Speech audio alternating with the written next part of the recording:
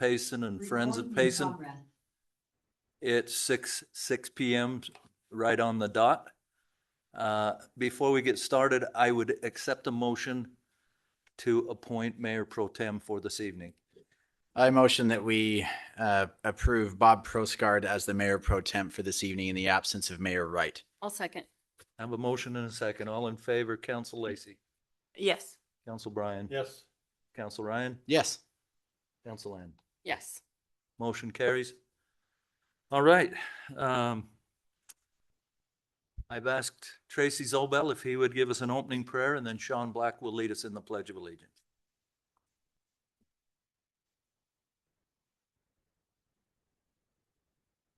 Our dear Father in heaven, we come to the opening of this council meeting. We're indeed grateful that we could meet together tonight and discuss the issues of Payson City. We ask you to please bless the leaders of the city, particularly the council tonight, that they can make the best decisions for the citizens and the staff. We're thankful for this beautiful place we live and for the opportunity we have to discuss things. We ask a blessing that we may receive some moisture and rain or any form of moisture that to get us through the season and get us to winter. Again, Father, we're very grateful for the people that volunteer and work and serve this community to make it better. We're thankful for all those that are out serving our country at this time. We ask a blessing on them, and maybe for all those who need anything at this time, whether it's physical, emotional, and mental, I please ask you to bless them, and please bless us tonight as we travel. We may do so in safety. We say this in the name of Jesus Christ. Amen. Amen. Thank you. Thank you. Item C, consent agenda. Everybody had the opportunity to review. We need the pledge. Oh, sorry. Sorry, Sean.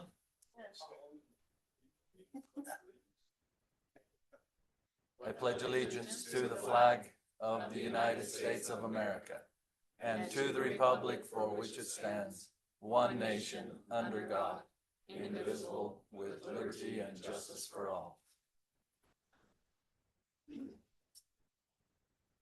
All right, now item C, consent agenda.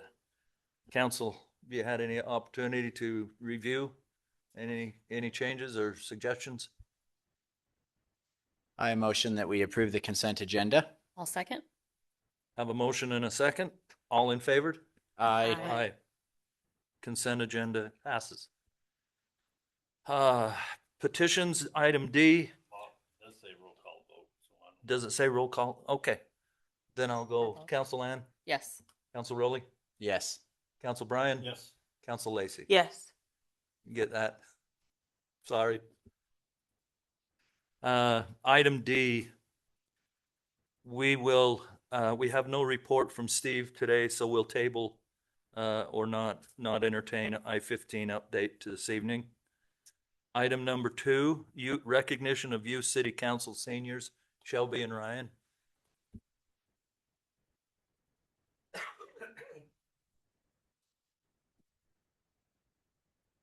Sorry, I couldn't see over my prizes we're handing out here. Residents and city staff, city council, mayor pro temp, we'd like to invite our outgoing youth city council members that are leaving us to go on to bigger and better things. If we can have Ella and Josh and Zeke come stand up here with me.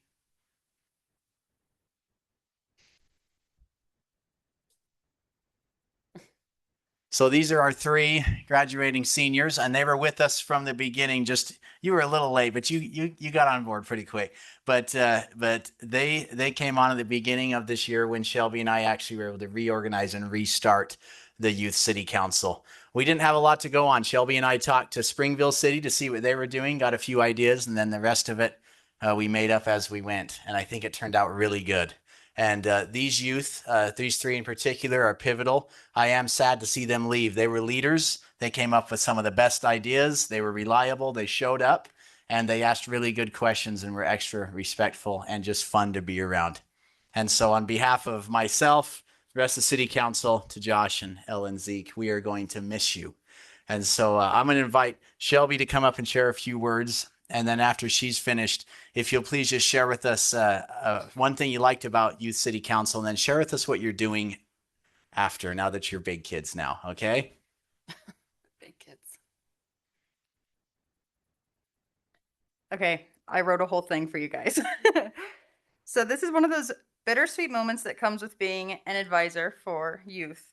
Tonight we celebrate the accomplishments of our seniors and look forward to all that lies ahead for them. But if I'm being honest, this is also the part where we realize some of the best leaders are leaving us, and we start wondering how we're possibly going to replace them. The truth is, you don't replace people like Ella, Ezekiel, and Josh. Every youth council member leaves their own mark, and these three have left a big one. Ella was one of the very first members of the new Payson Youth Council. When you help start something from the beginning, you help shape what it becomes. Ella has been there through the growth, the changes, the activities, and all the moments in between. More than anything, she has always brought fun. Every group needs people who make service enjoyable and help create memories along the way, and Ella has done exactly that. Youth Council simply would not be the same without her energy, sense of humor, and willingness to jump into whatever idea we had. Ezekiel also joined us early on, and his first real day as a youth council member set a pretty high standard. While most people ease into new activities, Ezekiel's introduction to youth council was local officials' day at the state capitol. For those who have participated in that, you know that it's one of our favorite activities every year, but it can be a lot. Since then, he has grown into an incredible leader and now serves as our youth assistant mayor. He has represented our group with professionalism, dedication, and a willingness to serve others. Watching him step into leadership roles has been a privilege, and our city is better because of his involvement. Then there's Josh. Josh may have joined youth council a little later than the others, but from the moment he got involved, he made a tremendous impact, not only in youth council, but also on our youth court. Throughout high school, Josh has faithfully served in youth corps, and honestly, I don't know what I would have done without him when I first took over the position. When I stepped into that role, Josh knew more about youth court than I did. He patiently helped me figure out what youth court was, how it worked, and how to keep it organized and running. There are very few students who leave an organization better than they found it, and Josh is absolutely one of those people. As advisors, we hope that students learn leadership, service, and responsibility through programs like Youth Council. But if I'm being honest, sometimes the students teach us just as much. These three have reminded us that leadership isn't always about being the loudest person in the room. It's about showing up consistently, serving others, making people feel included, and leaving things better than you found them. Over time, we've shared meetings, activities, service projects, trips, and countless memories together. There have been early mornings, long events, group photos that took probably a little too long, and enough food to sustain a small army, which that is not an exaggeration. Through all of it, Ella, Ezekiel, and Josh have helped create the community that makes Payson Youth Council special. To our seniors, thank you. Thank you for your time, leadership, service, and example you've set for younger members. Thank you for making us laugh, for stepping up when needed, and for helping build a program that future students will continue to benefit from. While we're excited for all that lies ahead for you, know that you leave behind a legacy here in Payson Youth Council. We are proud of the people you have become, and we can't wait to see what comes next.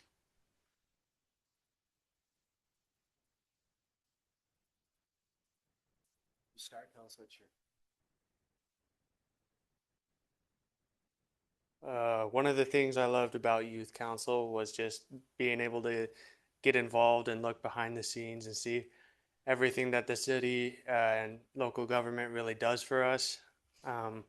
After this, I plan on serving a church mission and then studying architecture in college. Have your call? Not yet. Not yet. Okay. Thank you, Zeke. Let's give Zeke a round of applause.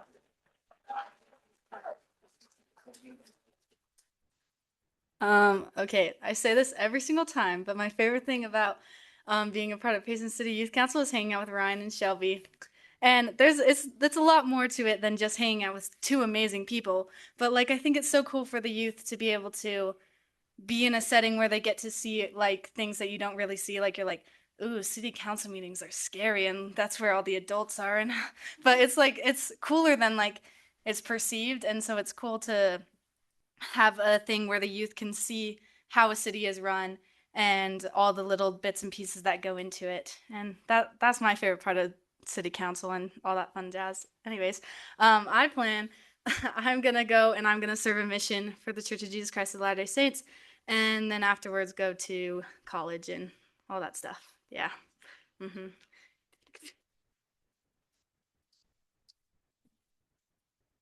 All right, I definitely have to say my favorite thing about the Youth City Council is just the connection between everyone there. There's always a good community there. And my plans now, it's a church service mission in Fort Worth, Texas, and after that, hopefully college. Yep.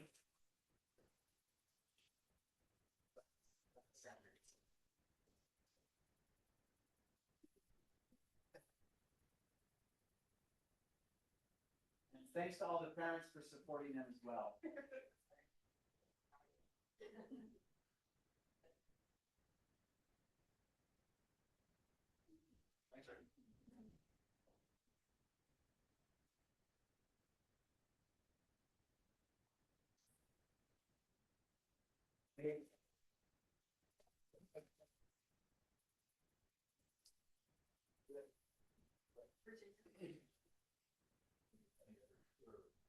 September.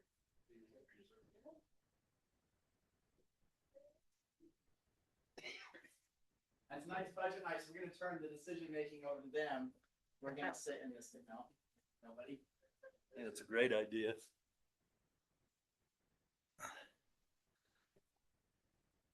Okay, moving on to open public forum. I'd like to say one thing before we go to the public forum. Items 11, 12, and 13. Am I got that right? 12, 13, and 14. Items 12, 13, and 14 is merely this evening for council to either accept or reject the annexation petition, which will, if we accept it, will allow staff to go to work and get the information that we need to make an educated decision on whether we would like to bring it in. So there's no official public hearing this evening on that. But if you would like to say something concerning that this evening, we'd like to have maybe 2 or 3 of those that may be here that would like to say something, and if they would keep their comments to a minimum of 3 minutes. Thank you. I would accept a motion for the public forum. Oh, public forum is open. Please come to the mic, state your name, your address, and tell us what's on your mind.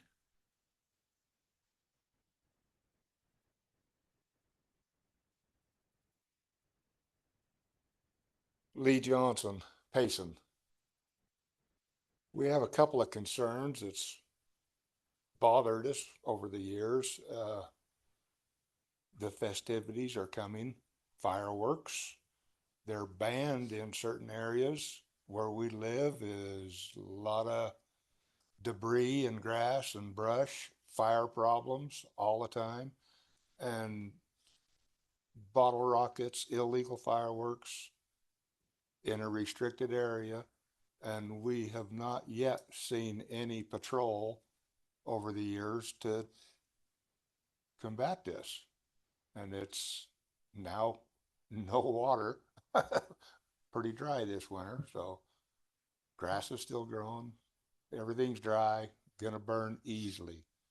So our question is is the city gonna put out any extra coverage in patrolling for illegal fireworks and see if we can curb some of the fires and some of the problems that's caused by the fireworks.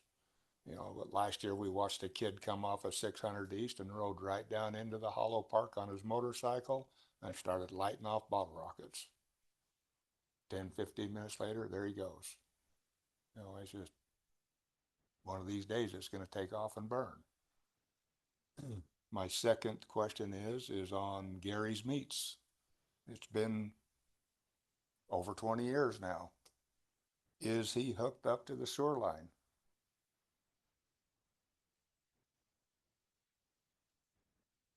His home's, yes. The home is the business hooked up to the sewer line? How long does it take to do that?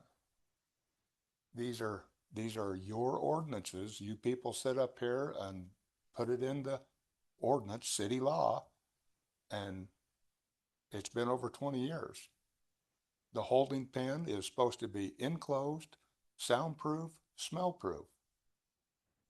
No change. Parts of it's built with a extension ladder. Part of it's built with a guardrail. It's not the code by no means. I had to build the code, but evidently the slaughterhouse didn't have to build the code and still avoids ordinances and issues. And it's been a while and we still haven't seen anything other than things get worse. The yard looks like a wholesale wrecking yard. Vehicles for sale, pallets stacking up. I don't think any of that's supposed to be allowed on that property, but yet the city turns a blind eye to it from my side of the fence. What we see, nothing happens to these people. He's still in business and he's not held to account. Lee, thank you. You're out of time, but I will tell you from my point of perspective is we have a beautification committee in place right now that is just hitting the ground. And we have a wonderful letter that has been approved by the council that is going out to those specific businesses and residences to address that. As far as the fireworks go, I know our police department can't be everywhere. You're looking at one who was a result of a bottle rocket starting a fire in my yard about 8 years ago. I sympathize with you there, but I do know our police force is out and about. They can't be everywhere when every bottle rocket does go off, but I know that they are citing and they are following up with reports of illegal fireworks. And you might get with our chief of police and give them your address so they know where you are. And I will add too that not only police department, but on nights where fireworks are allowed, the actual fire department does patrol around, especially in those high danger, high restricted areas. And they've been pretty good about enforcing those. So we are mindful of that, and it is extra dry, like you said. And so that is top of mind for the fire department. I have spoke to the fire chief about that. That's because you're not starting any fires. So thank you. Lee, thank you for your comments. Very appreciated. Anybody else from the public that would like to?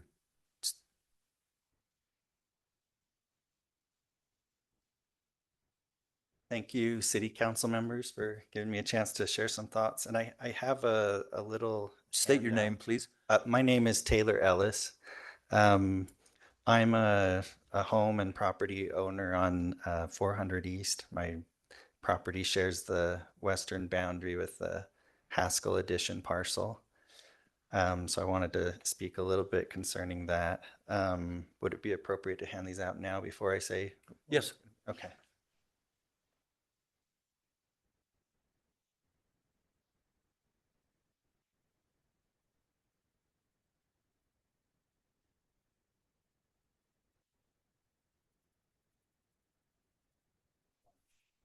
That's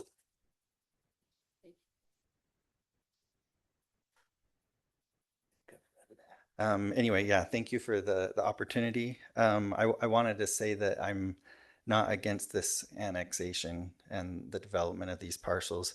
I'm extremely fond of Mark and Marjorie Haskell. Would like for them to get the value for their land and be able to set up again somewhere to do what they like to do and live the way they want to live. For me, the question is not whether the annexation should happen at some point. Rather, I'd like to make sure that it's carried out well and aligns with the city's East Side Comprehensive Plan, which Grow Development has stated that they're in alignment with. And as a reminder, Grow Development's the sponsor of this annexation petition, and also in alignment with the most recent master plan, which specifically defers to the area plan for implementing specifics. So on the published materials of this application, I noticed that the city's own scorecard for determining whether the city's resources should entertain a study to move forward with this annexation gives them a 0.5 out of 1. Their application met 50% of the criteria for moving forward. the city's calling this incomplete or half-baked. The two most heavily weighted items, utility infrastructure and community benefits, were both substantially unmet. The applicant has acknowledged they intend to address those gaps after annexation is approved. Anyway, I personally, I would like to see a bigger effort and due diligence on the part of the developer to acknowledge known conditions in their concept plans, known challenges before resources are allocated to carry forward. And I hope that those concepts can actually reflect support of that plan. Taylor, thank you. You're out of Did time. okay, out of time? All right. I believe I read a letter from you. You did. That submitted to the city. Yep. Thank you. We all have that. Mm-hmm. We all take very seriously what we're looking at here.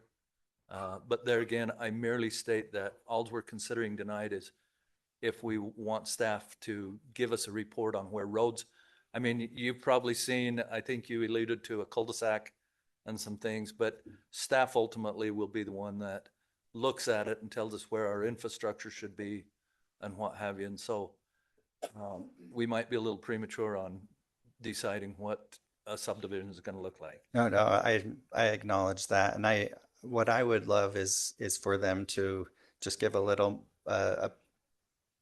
more good faith and due diligence in their application, and I would hope that you guys would hold them to that before making that determination to move forward with the study. Okay. So thank you, Taylor. Thank you. Appreciate your comments. Anyone else? Am I able to present a PowerPoint? At a public forum, I don't believe so, no. Okay. Yeah, I could email it later. All right, my name is Jeremy Smith. I'm neighbors with Taylor. My address is 633 South, 1400 East. My west boundary of my property borders with the Haskell annexation. My main concern is with the zoning on the application for that piece of property. It's on the application, it's a R19 zoning request. And I feel that does not line up with the East Side Comprehensive Plan, where this is in the area of a township. The plan gives a lot size for traditional lots, which would be quarter to third acre lots. And then from there, it just says larger or estate. And so the township is considered a larger lot than the traditional, which an R19 allows for a small lot as a 9,000 square foot lot, which would be 0.21, so under a quarter. So my request would be that to not set precedents by approving this application with a R19 request, but to require them to adhere to the comprehensive plan and have at least a R115, which would be just about a third of an acre as minimum lot size. So that's my request. Thank you. Hey, thank you. Anyone else like to address the council? Staff?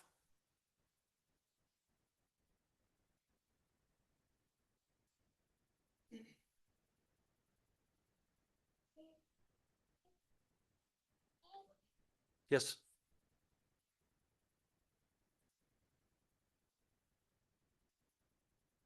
Mayor Pro Tem and City Council, I just want to take a second and talk about Adventure Day for those of you who are not able to attend. I want to thank Ryan Rowley. He was a huge part of that. He was busy all day long. So, and Brian, of course, he was a part of putting that event together. I also want to thank Dave and Robert. They were there all day long too, and I want to thank them for their support. It was a very busy day, so our police officers were everywhere also. It started with the Orchards Triathlon early in the morning at the swimming pool, and Jackie had her event. Police were involved with all that. And then we went with the Grand Fondo at 7 a.m. So things started very early. And so that was quite a success. We have a lot more people this year signed up for the Grand Fondo, and I think they were really happy with that. And then at the park itself, it was from 10 a.m. to 3 p.m. And it was just so much going on in such a short amount of time that it's like 3 huge events into one in 5 or 6 or 7 hours. So it was pretty amazing. During the adventure day, we had vendors, we had food vendors, we had inflatables, we had a boat regatta, we had a cornhole competition, a pickleball tournament, bingo, a 250-year, we were celebrating the year 250, the puzzle, gymnastics, we had plein air going on at the museum, guided mountain bikes, fly tying, photo contests. At the information booth, if the people who came, we had a little map for them if they went around all the vendors, which is good because we want our vendors to actually be able to talk to everybody. So as they would go around and check off their little vendor list, they'd come back to the information booth and spin a wheel. And then they were able to receive free swag.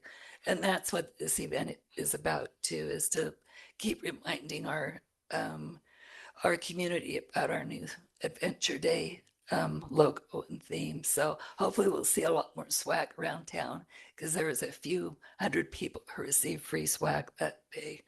So I want to thank all the volunteers. It took so many volunteers from Shelby's team. They were there, the rec department, everyone was on board with them. It took city employees to help run everything. I had Robert out in the heat all day. I mean, it was a lot going on. Yes, he was. I looked over there and he was all red. I'm like, he needs a hat. It's the least I could do. Anyway, so thank you because this event just wouldn't happen without the hundreds of volunteers. So our next event is not this weekend, but next weekend. It's June 26th and 27th. It's the Here Comes the Sun Rock Festival. This has been going on now for a few years. If you love rock and roll, you gotta come. It's just super fun. So Friday it starts at 3:30. We'll have vendors, food trucks, and of course rock and roll. We have there'll be a food booth. It's a tent, no, photo booth. It's a tent, but it's more like set up like a photo. So people can pretend they're on stage and we'll have things for them to wear. So it'll be like a photo booth. It'll be really fun. We have some professional artists coming to do some chalk art. So that will be fun while the concert's going on. And then Saturday it starts at 3:30. So we hope you all can come. Thank you. Janine, thank you. Payson City and the citizens are so lucky to have you for all your effort. Chief.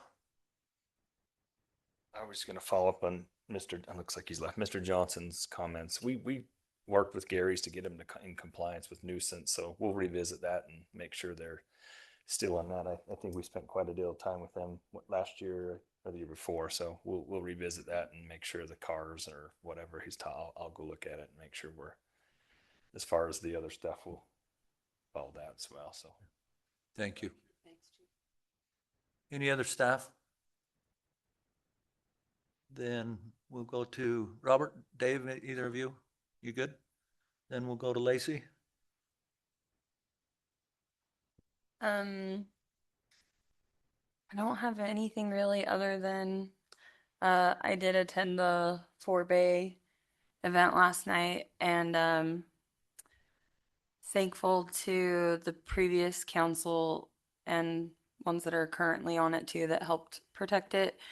And I know Ryan has like really put a lot into it, especially and Carl and I say it time and time again. I love Payson Canyon. I think it's our biggest asset, honestly. It's a hidden gem, and I love to tell people about it, but I don't want to tell people about it because it's so amazing. And just going up there, it was incredibly peaceful. It was beautiful. it made you realize also Mother Nature. And we spoke about the fire of 2018. And that's a huge, huge concern for me this year, especially because I live so close. And I would hate to see that canyon ever burn again. And so just I just hope that everyone that utilizes it really pays attention to that and how dry it really is. And I know that you can't stop people, but I guess I'm that person that fireworks are my favorite thing. I have a birthday in July and I say the fireworks are for me, but this year alone I would 100% be done with fireworks for the year. It's so dangerous right now, but that's just my thing. But thanks for inviting me to the 4-Bay. But other than that, I don't have anything. Councilman Hewlett. Yeah, I just got a couple of things here. One is we had a downtown event Friday that tied into Adventure Day, and just like to thank Rhonda Hare and all the staff in the city that helped with that. It was a good event. Also, for Adventure Day, just thank Carl and Janine and April and all the volunteers and staff that help with that. It's a good event. It really ties into our branding, help us with our branding. And also thank Rob. He's the one that started the Grand Fondo here in Payson. So we're really grateful for him bringing that. Does a lot of work for that. And he did give me a jersey. He said we have Tour Utah jersey up there, so we need to put his jersey up there. So we'll have to look at doing that. So anyway, grateful to him. And then I'm just sorry I missed the 4-Bay thing. I was out of town, so that's just a great asset for the city. Councilman Rowley. I think they've covered everything I was going to say. I'm just going to make the obvious comment. And whenever I see that jersey, I think, who could fit into that? Who wore that? But yeah, I don't have anything to report. Thank you everyone for being here tonight.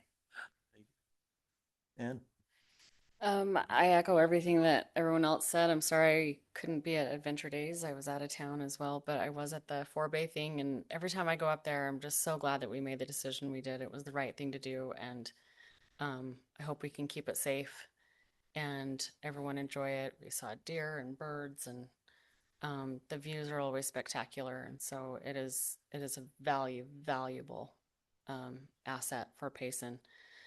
Don't tell anybody about it.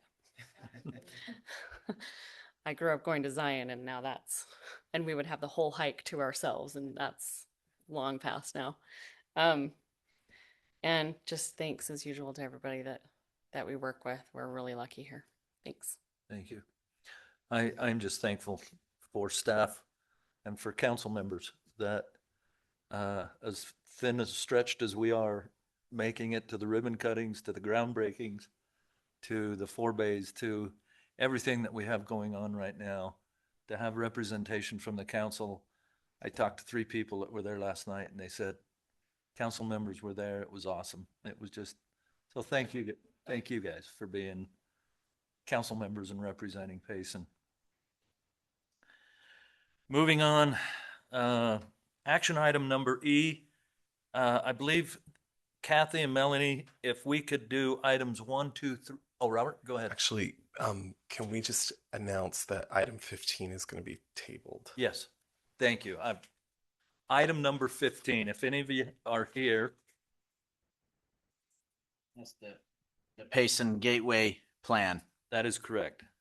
And we've been asked to table that until the first council meeting in July. So if anybody is here for that, we're grateful that you'll stay, but if not, we'll table that until the first council meeting in July. All right, back to item E. Melanie and Kathy, if we could present items 1, 2, 3, and 4, and then council will entertain public hearings on each of those items. Okay, so I'm going to start with the certified tax. I'm going to review the budget with you. I'll turn the time over to Melanie to review the compensation portion and then let you go into the public hearings.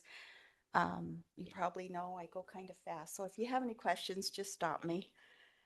So for this year's certified tax rate, it's kind of what we predicted it's 0.001277. If we look on a scale, it's a little bit less than last year. So you can see it's kind of gone down a little bit. Here's kind of an impact to the taxpayers based on home valuation. You can kind of see where you rank. Again, this is Payson only. This is not your total certified tax. Now, the whole assessment, I don't know if it was posted right or not, but it's showing that Nebo School District went down a little bit. So that might change. I'm not sure. And I heard that Central Utah Water Conservancy might go up. If it stays like this, Payson City's portion is about 15% of your total certified tax. So transfers and indirect costs, we're going to have a separate public hearing on this one also. And we've presented this several times, but indirect services are those services provided by the general fund, the vehicle maintenance, and the IT department, charged to various departments and to the enterprise funds. And those funds are transferred to support those services. Transfers are non-reciprocal transfers, meaning they're just operational transfers directly from the enterprise funds to the general fund, or from the general fund to various programs and enterprise funds. Traditionally, the city has transferred 9% of enterprise funds to the general fund. This year, we're trying to reduce that or eliminate operating transfers to the general fund, and you can kind of see where we've lowered it to this year. We hope to make more progress in the coming budget years. So for Payson City budget, changes to the tentative budget. So first, we adjusted planning development services wages for a part-time hours for a current employee. We adjusted the RDA Business Park Road overlay for $504,000. In police, we added a donation to the Children's Justice Center at Utah County for $6,600. We adjusted the Memorial Park Playground. And just to remind you that $200,000 of that is a grant, $150,000 is an increase in the Parks Department, and $350,000 is coming from the park tax budget. Half of that was an increase. Adjustments to the sewer department, we added the pit station rollover, the internet to the lift station, the streets department sewer project, and the sewer master plan.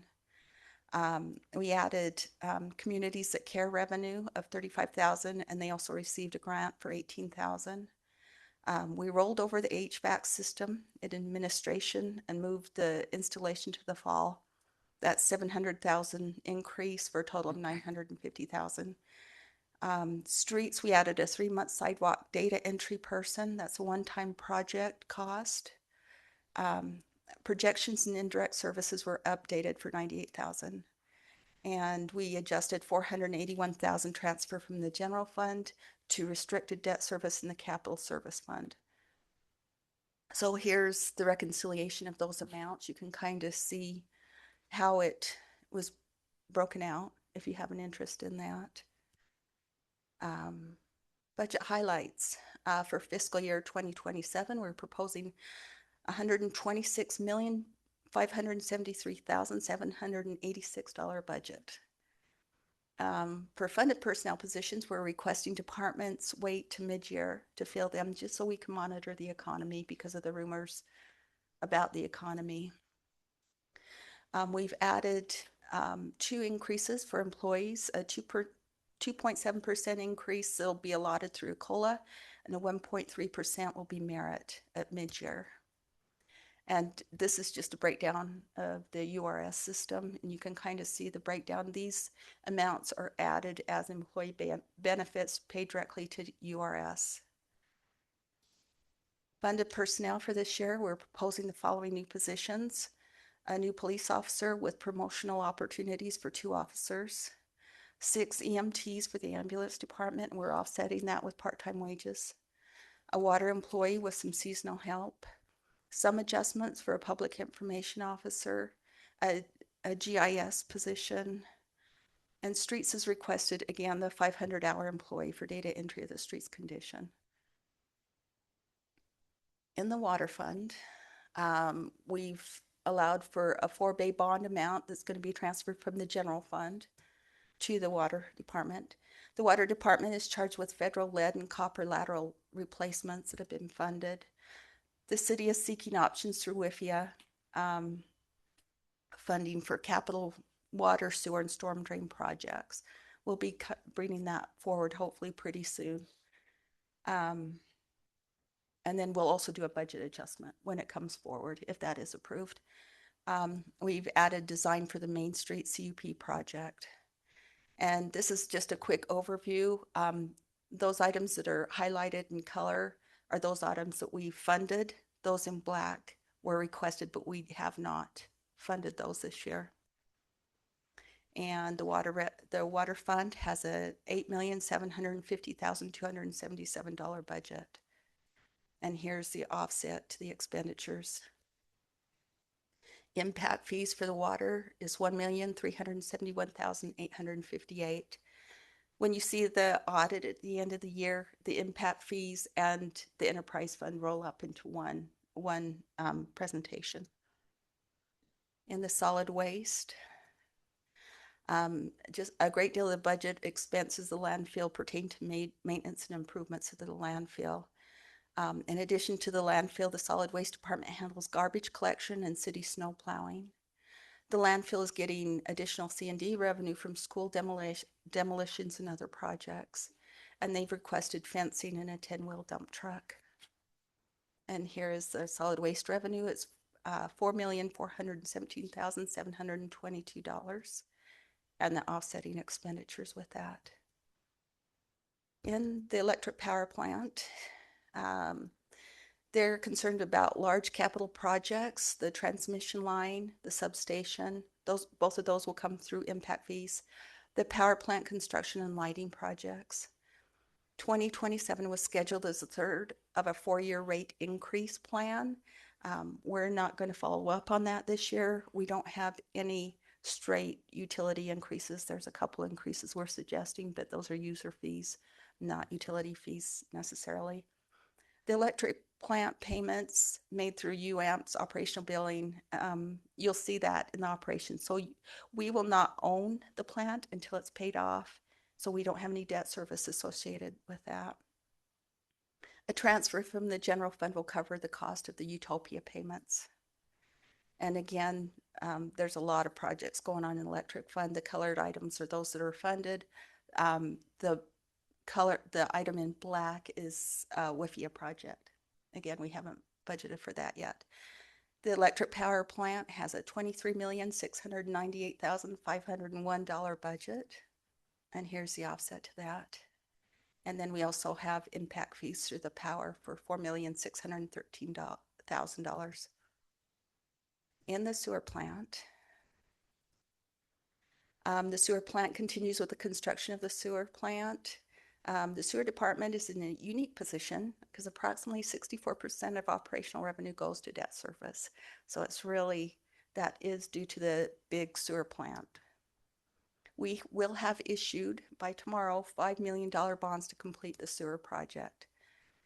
And just a reminder that the city must maintain 1.25% bond coverage. In coming years, particularly with the WIFIA funding, the city will be obligated to raise user rates if they cannot meet the 1.25% bond coverage. That won't be this year. We're not raising rates there. The sewer fund is $27,242,181, and the offsetting expenditures. And then they have impact fee projects for $966,200. And again, this is, it's hard to see up there. The bottom two are the ones that were not funded, one from WIFIA and one we're building up revenue to get them a camera van. The ambulance department. And the ambulance is almost at capacity of what they can provide the city due to available personnel. The city is looking at future equipment, employees, and fire station in order to more fully meet the needs of the city. In that vein, we funded 6 full-time positions. An ambulance was ordered last year and should be received. It was ordered last year and should be received in this coming budget year, we hope. A fire and ambulance impact fee study is being updated. And here's what we've proposed. They asked for 14 full-time EMTs, but we just didn't think we could squeeze that out of that fund this year. The ambulance has a $2,164,830 budget in the golf fund. The golf course is currently in construction for a par 3 golf course. This is expected to bring additional revenues and expand opportunities at Gladstone. The RV park is reserved out early in the year and has become quite an asset to the city. So the two big items in the golf fund is a par 3 and a reel grinder. And Tracy let me know that because of some of the watering issues and such, that we might have to do an open budget coming up to help with turf at the golf course. So the golf fund is a budget of $4,166,361 and the offsetting expenditures. A storm drain. The primary purpose of the storm drain fund is to help enforce EPA regulations regarding stormwater illicit discharge detection and elimination. The city has allocated $250,000 this year for curb and gutter projects, and that's from a CDBG grant. And here's the expenditures. Again, they asked for WIFIA funding. We have not budgeted for that. The storm drain has a $2,398,787 budget, and the offsetting expenditures for that. Internal service funds. These are the vehicle maintenance requested and funded items, and the IT requested items. The vehicle maintenance fund is $677,285, and the IT budget is $978,026. The revolving loan fund. The city has a revolving loan fund to finance new equipment and vehicles. The cost of the equipment is expensed in the revolving loan fund. Amortized loan amounts are assessed to the departments to reimburse the revolving loan fund and build up funds for future allocation. Most loans are amortized over 3 years at this point.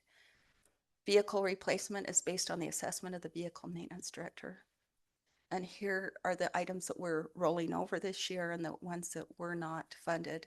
And just the ones I want to point out is the downtown repayment to MAG. We're going to sell a building downtown, turn the funds over to MAG, and then as soon as we sell the building, we're going to reimburse this fund. The revolving loan fund is $2,446,400. The park tax fund, the total is $585,300. Again, this is with the increase in the Memorial Park playground. So that's a little bit of a change of what they requested.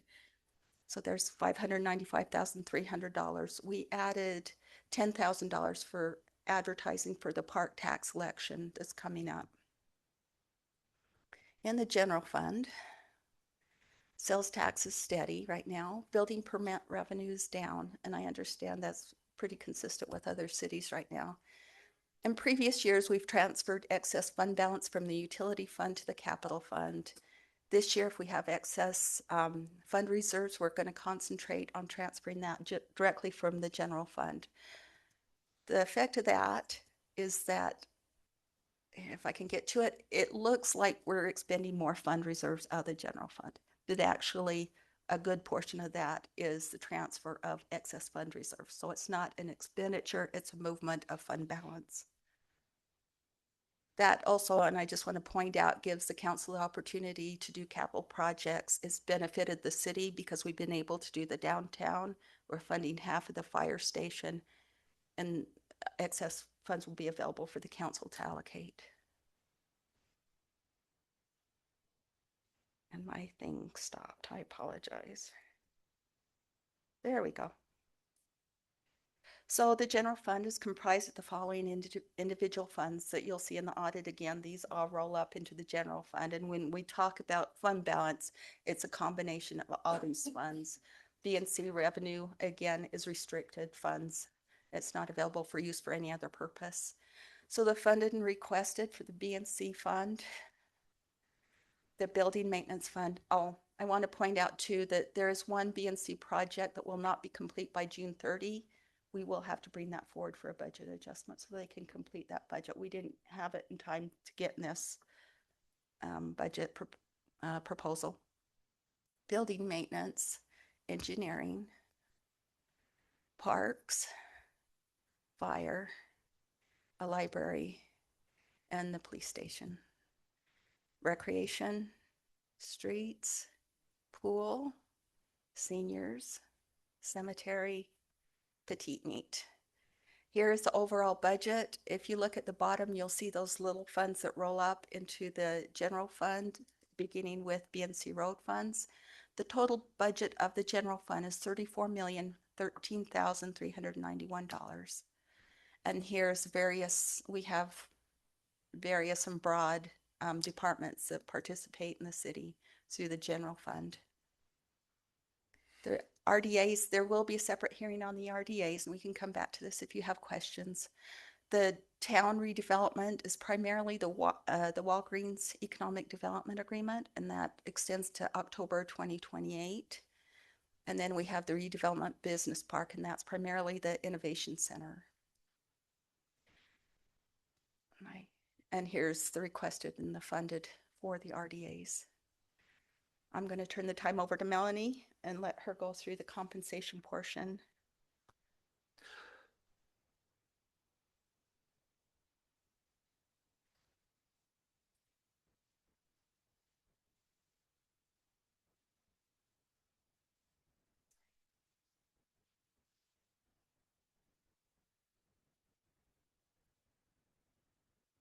Okay, thank you.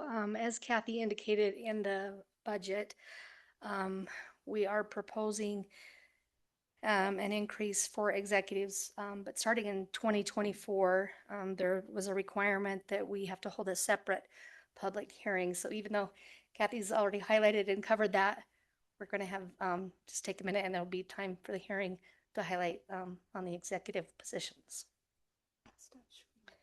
Yeah, it's not.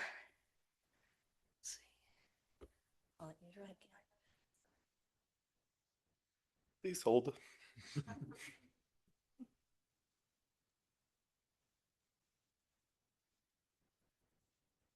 Which one? This.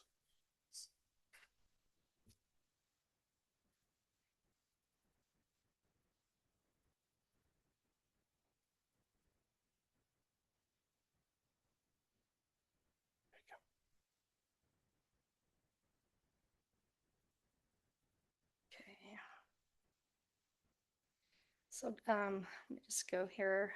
Again, it's a statutory requirement to hold the public hearing.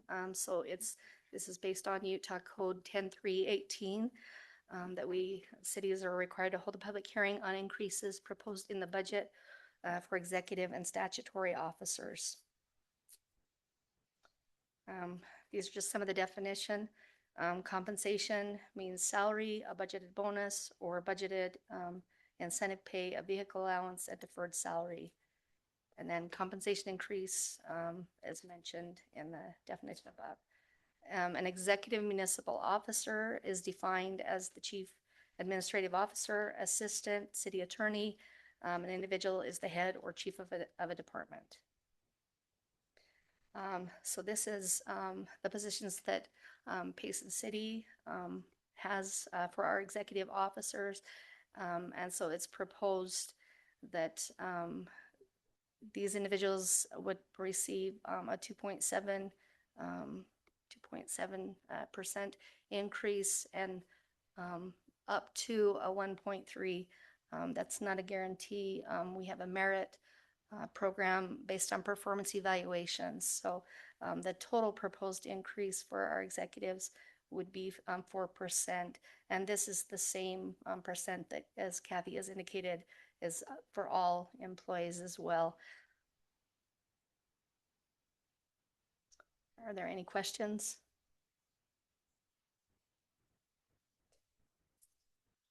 Okay. At this point, I would entertain a motion to open a public hearing on the fiscal year 2026-2027 certified tax rate. So moved. Second? Second. Motion and seconded. Mhm. Emily, do you get those? Okay. All right. The public hearing is open concerning the public tax rate. We need to Oh, wait. Vote. solidify a vote. Thanks, right. Yep. Thank you. Open the public hearings. Yep. I would entertain, or since we've got a motion and a second, Lacey, Yes. Brian, Yes. Brian, Yes. and, Yes. okay, now the public hearing is open. Anybody that would like to come up and make comment concerning the certified tax rate? There's 4 different public hearings that we need to have here as we move through the budget session. And the first one will be the certified tax rate. Sorry, I thought I had this saved. Emily, is there anybody online?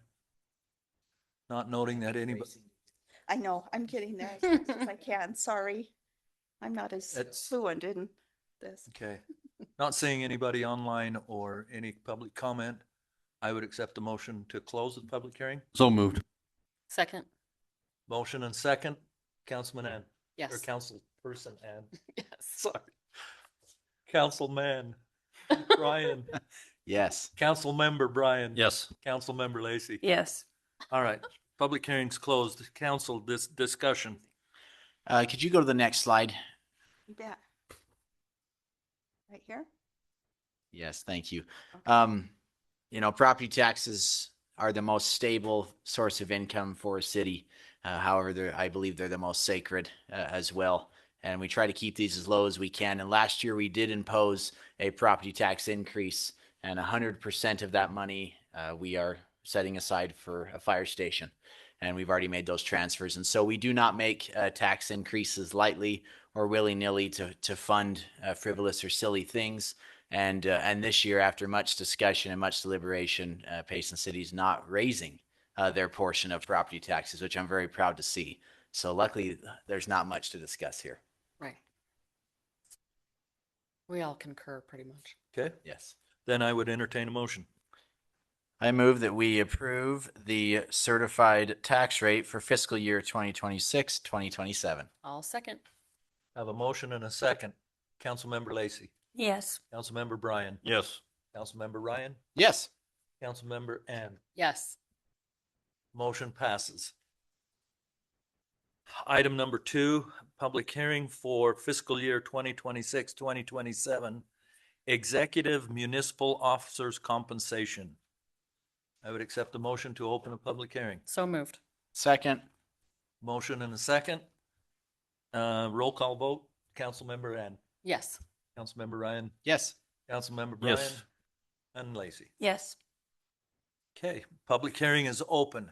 If anyone would like to come forward and have public comment on the executive municipal officers compensation that Melanie just presented to us.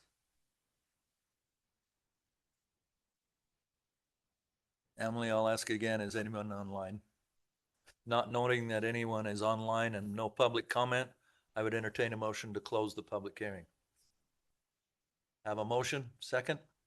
Second by Lacey. Councilmember Ann? Councilmember Ryan? Yes. Councilmember Brian? Yes. Councilmember Lacey? Yes. Motion is closed. The public hearing is closed. Now I would accept comments from the council. This is a 1% less raise than we did last year. And not only this is the rate for the executive team, but this is also the rate that we're increasing all their wages across the board for Payson City. And 4% is what we're looking at. So it's not even, I have a question. So it's not even solidified. You guys haven't gone through the merit process yet, have you? Okay. We're giving the parameter it's up just to. Up to. Yep, up Okay. to that percentage. Is that correct? Cost of living portion would be given. The cost of living, Right, but the and- merit and then the would be merit based is on up to. department head evaluation. Okay, I meant to ask Melanie maybe. The yeah, hello. And it might have been talked about before. The COLA, the cost of living. Where do we receive that rate from again? I'm just curious because looking at other cities, ours is different. CPI is what I understand. I think the CPI came in at 3.8%, correct? Higher, right. Yep. Right. We do the average for the calendar year, so what we put in there was from the whole 12 months of 2026. Can we go to that screen? Just Yeah. So the CPI for May was 4.2. Let's see if I can get to it. I'm sorry. that's okay. Yeah. Hell yeah, I go fast. That. This is really fast. Let's see if, what is it here? Right there. The 2.7 increase will be allotted through through COLA, and the 1.3 will be merit at mid-year. Is that what you wanted to see? Is there something else you wanted? It was the executive. Oh, And then we get the the executive CPI one. Yeah, from the executive one. Oh, It I'm was. sorry. From Melanie. We generally get the CPI from the It is. It's the same It exact says the thing same. right here. commerce, commerce, On I the think. spreadsheet. All the department heads. Yeah. Yeah. Yeah, and then we also do a survey of other cities to try and stay competitive. So those are, Yeah, so as I looked around, some are doing more, a lot are doing less than the 4%. Payson City was behind for a very long time in what we paid our employees, and years ago they made pretty aggressive steps to get it up to snuff. And I do think it's important we stay on the conservative, consistent side of paying our employees. That way we don't have to do these huge jumps. And for me personally, I don't think the 4% is outrageous, and I'm feeling okay about it. I think on the whole, the culture of Payson City employees has improved in the last few years, and I think we have really good department heads right now as well that are continuing to elevate our culture. I want to attract the best people to Payson. It makes the residents' lives more stable and more reliable, and also all of the workers. A lot of them none of them are here tonight. They're the first line of defense and the first ones that interact with our residents, and it's important that they feel loved and respected and treated and paid well. I don't want Payson to turn into a training ground for other cities, but we're also not just going to endlessly throw money at them either. And so I think this 4% is pretty dang fair as far as that's where I feel about it. I want to echo what he said. I want to keep it conservative. We don't want to be exorbitant. We're still a small town. And so judge accordingly in the merit-based stuff. And as long as it's up to, and not everyone is guaranteed that, and we keep it conservative. But I also want to say our department heads are awesome. So if we could, I'd give everyone a lot more, but Well said. we have to be careful. I wanna, this is my, I just want to express my thoughts on it. I do everything that they say. I have enjoyed working along with, especially the department heads. They've been more than helpful for me. They've already heard what I have to say, but I want to say it publicly. And that is, my answer will not always be yes on this. And that is because right now in this community, many families in our community have not seen an income consistent increase every year, especially even for a cost of living. Right now, many Payson residents are struggling with rising cost of living, increased utility rates, higher taxes, not from us this year, but the school district. A lot of our community, they don't have kids in the school district, and it's hard that is the majority, and they might have utilized it in the past. But also, everyday expenses continue to climb. And so it's not a disrespect thing. It's not I don't appreciate everyone. It is just I've lost sleep about this budget. I will be 100% honest about making sure that I, as a council person, am putting forth what I feel is best for the residents that trust me. And so I just want to put it out there that I hope that in the future we can look at other ways if we continue to need to give the increase to, and again, I know that the budget's less this year, and I know this isn't a budget talk yet, but it kind of all works together. And so that's just my feelings right now, that I just hope that it's not a thing that I have noticed. I did a ton of research and it just seems like it's a constant, nope, they get it, nope, they get it. And it's every city, it's every government agency almost. And so that's just my honest feelings. I'm fine with it this year because of everything like other things, but I'll be 100% honest that my answer will probably not be yes every single year. So. Well said, Lacey. Thank you. And I do want to make comment. Last year we did cut it back a full % from what it was requested, and then just make sure the residents know too that we are not raising any utilities this year as well, which is a great thing. I get that. I just, it's just everything, and it's month after month, and it's hard. We all know that. Everyone in this room. So. Any other comments from the council? Then I would entertain a motion. I'll make a motion that we approve the fiscal year 26-27 executive municipal officers compensation. Have a motion? I'll second. Seconded by Councilmember Ryan. Start with Councilmember Lacey. Yes. Councilmember Bryan? Yes. Councilmember Ryan? Yes. Councilmember Ann? Yes. Motion carries. Okay, moving on to item number 3, public hearing of fiscal year 2026, 2027 enterprise fund transfers. I would accept the motion to open a public hearing. So moved. Motion and a second. Councilmember Moss? Yes. Councilmember Ryan? Yes. Councilmember Bryan? Yes. Councilmember Lacey? Yes. This is hard. Good job, Bob. The night the Doing mayor great. doesn't come. Okay, public hearing is open once again.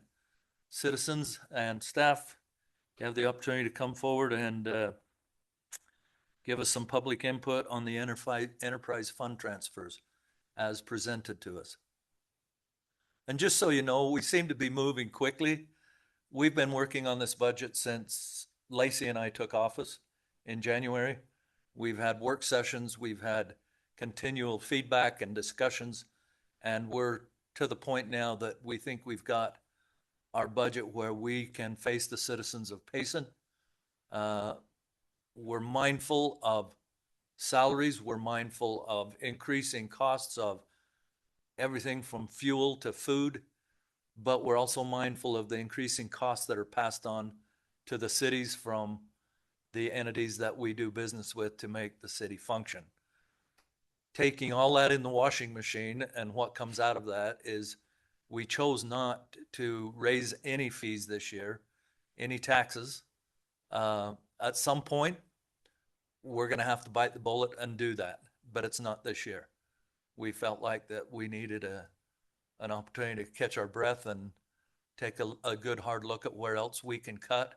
We went to our department heads at the beginning of the budget process and asked them to cut 5% out of their budgets. And I think the department heads done wonderful to bring this to where we are tonight. So that's a little bit of history of where we're at in this budget process. So if anybody would like to come forward, now's the time. Emily, anybody online? Not seeing, wait. Would you like to come forward and? Is this about the enterprise fund transfer? Yeah. Yep, this is the enterprise fund. Enterprise fund. The next one, That was- the next The one next will one be will- the budget. Yep. Which one would you like to speak on? Interested in knowing if the sewage is covering only Payson or if it's covering surrounding towns. Okay, let us finish this one and then we'll be on that one very next. All right, not seeing anyone else online or in public, I would entertain a motion to close the public hearing. So moved. Second. Seconded by Brian. I have a motion and a second. Councilmember Lacey. Yes. Councilmember Bryan. Yes. Councilmember Ryan. Yes. And Councilmember Ann. Yes. Motion passes to close the public hearing. Is there any other input from council? I have one question, Kathy. Where'd you go? Oh, there she is. Okay, very good. And I don't know if this is regarding this, but for the approved budget of 2026, I was curious about the park impact fee and why that took such a dramatic change, a change of it went from 700,000 up to 1.2. Because we're using fund reserves. I think we added the 500,000 for the, Oh, the expenditure side of it. I Yeah. apologize. was that the 500,000 for the? No, I don't think so. This is for park impact. Let me look. I apologize. I'm going to have to, I'm more of a visual. And like I said, this is on the previous year's budget. So if this is a conversation had for a different time, that's fine too. Okay. I'm looking at the combined funds for the approved budget 6/30/2026. I'm trying to think. Go back. You're in the enterprise fund, right? We're in the general fund right now. It's in, okay. Yeah, that's General park tax. Were you talking park yes. tax or park impact? Park Um, impact.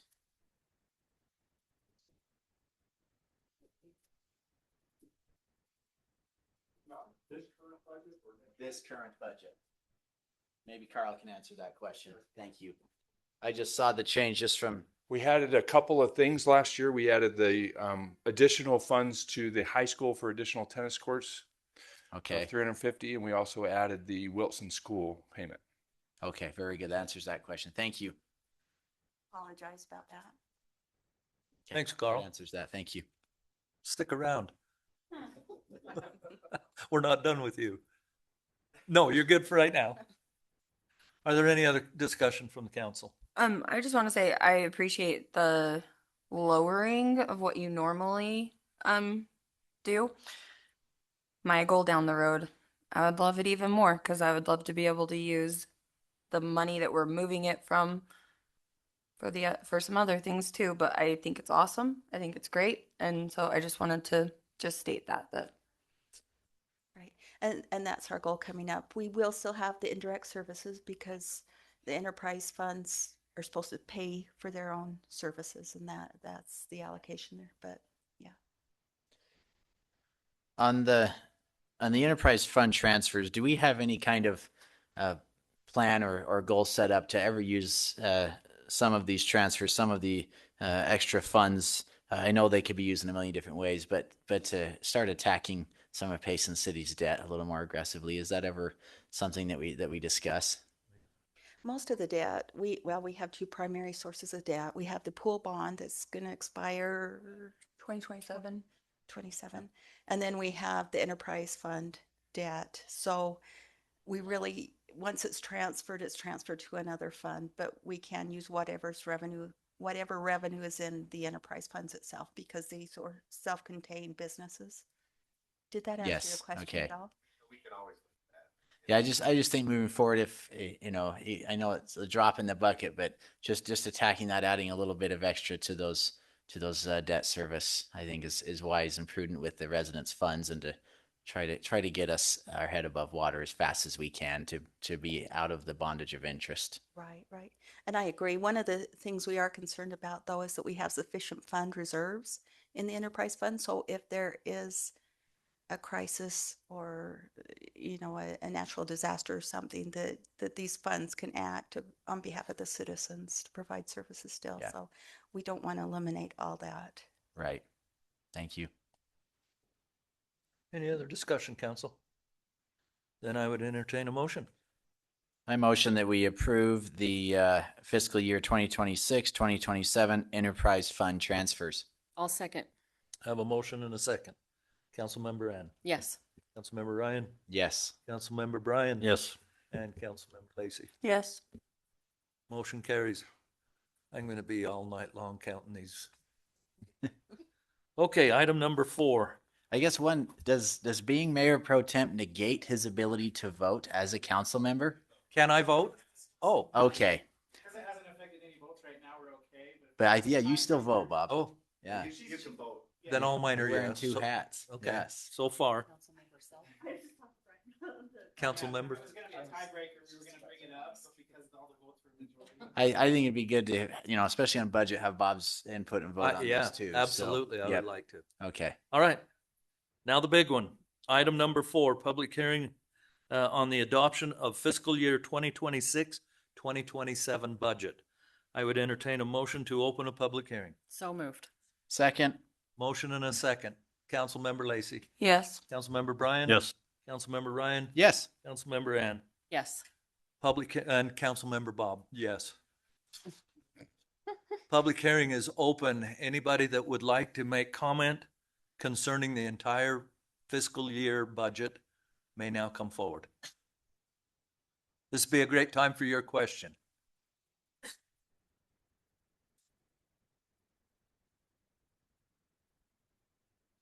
You're fine right there. Okay, you need to come to the microphone. Sorry. We're not sure if somebody's online and they can't hear you. Feel free to sit down if you'd like.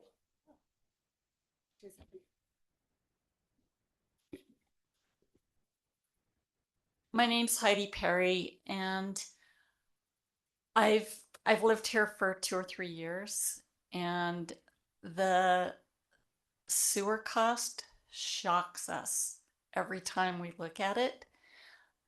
We came from Bountiful, Utah, and they charged like $30-$45 for 6 months. So when we look at the cost here, we just about faint. I understand that we're having to build a new facility that we're required to do for federal reasons or something. But I'm wondering, will it include service for towns around us? And are they helping to pay for any of it? If so. I can answer a lot of that for you. So we were mandated to update the sewer plant by the EPA. And we took costing bids. We came in, and I'll preface this by saying I was on the council prior to this time, and I spent a lot of time in Logan. I spent a lot of time in Provo, and I spent time with Spanish Fork on what they were having to do, because they was 2 years ahead of us.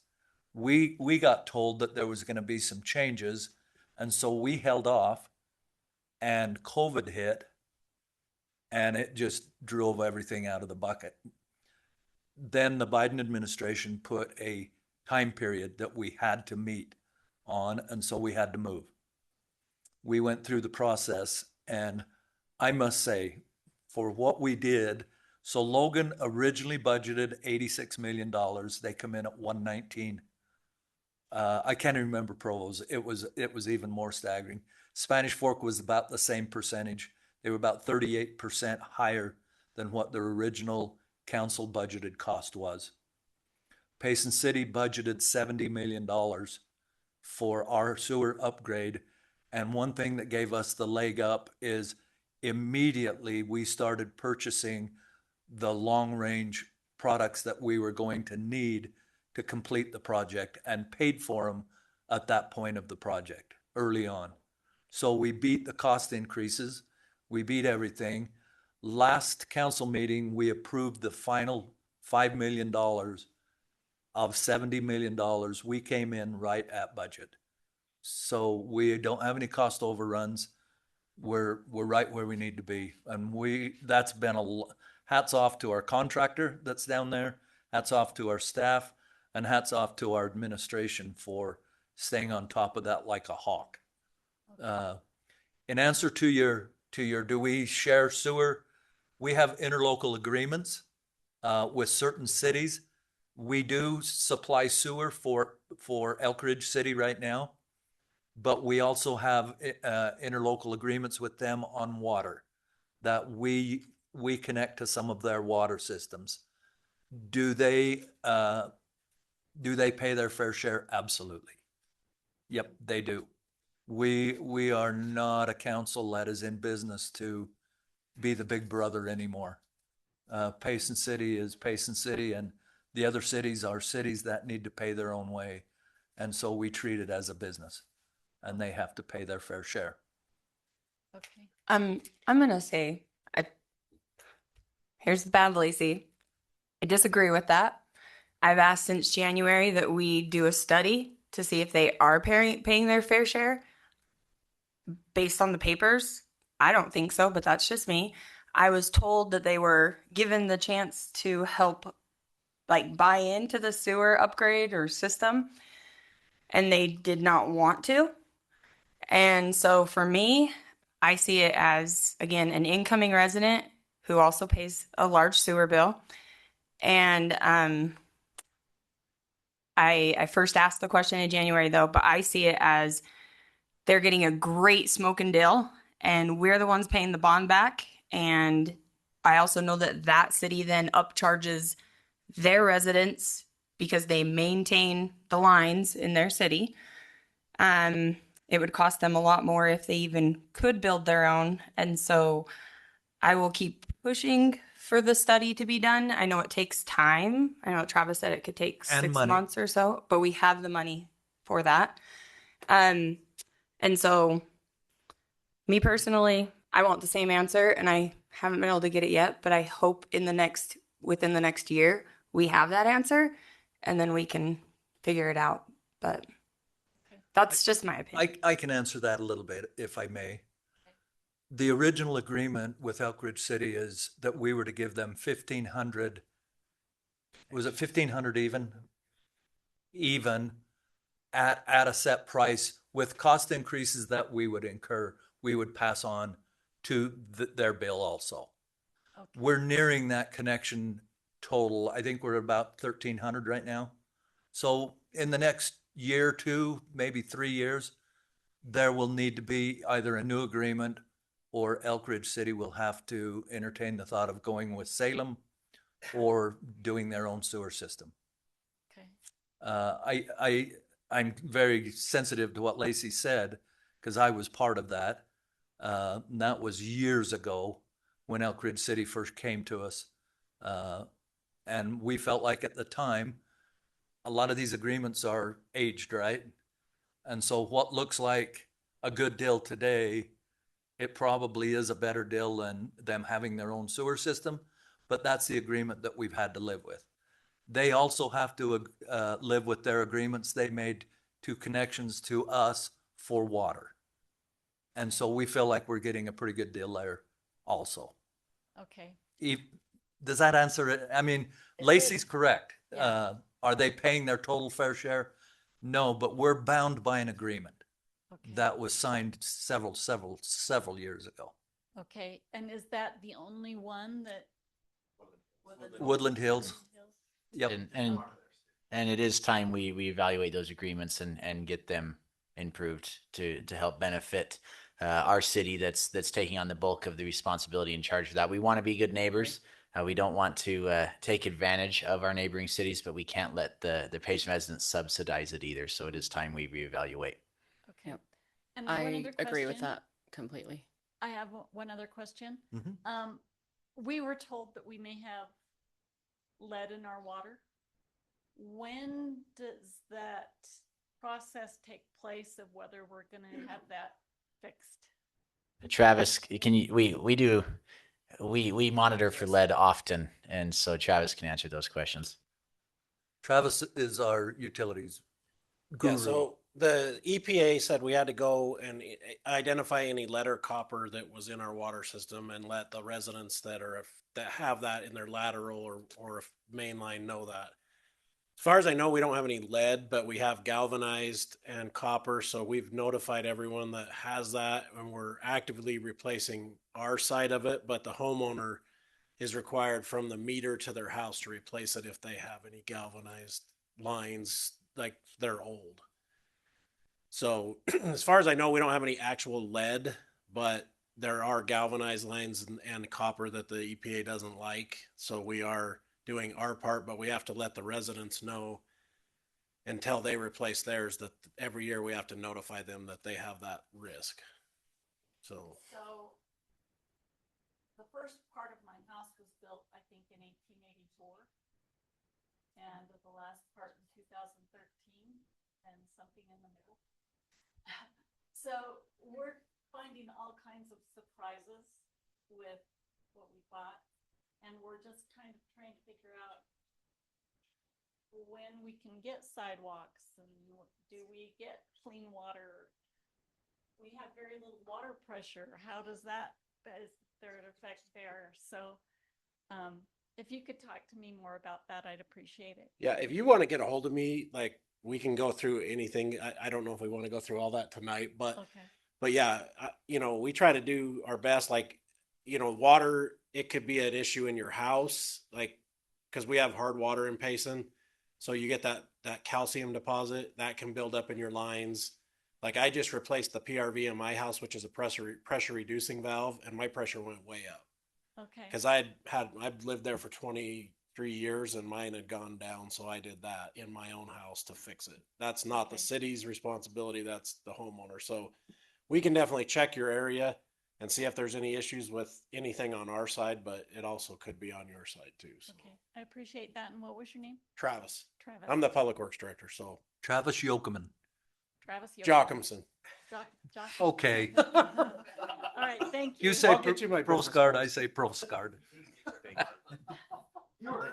Thanks, Travis. Thanks. Thank you for your comments. Are there any other comments? Anyone online, Emily? Not seeing anyone online. I would accept a motion to close the public hearing. So moved. Second. I have a motion and a second. Councilmember Rand. Yes. Councilmember Ryan. Yes. Councilmember Brian. Yep. Councilmember Lacey. Yes. All right, council. Are we talking about the budget? We Is that are what on we're the talking budget. about? Okay. Public hearing is closed. Oh, Councilmember Bob. Yes. Thank you. Okay. I have a few questions and want to float a few things before the council too. The current budget is 2% less than the budget we had last year, which I applaud all of the department heads, all the departments for cutting budgets. Thank you. Thank you for doing well with the funds that you have and even trying to reduce that. Thank you so much. Really, this is a good conservative budget, and I appreciate that.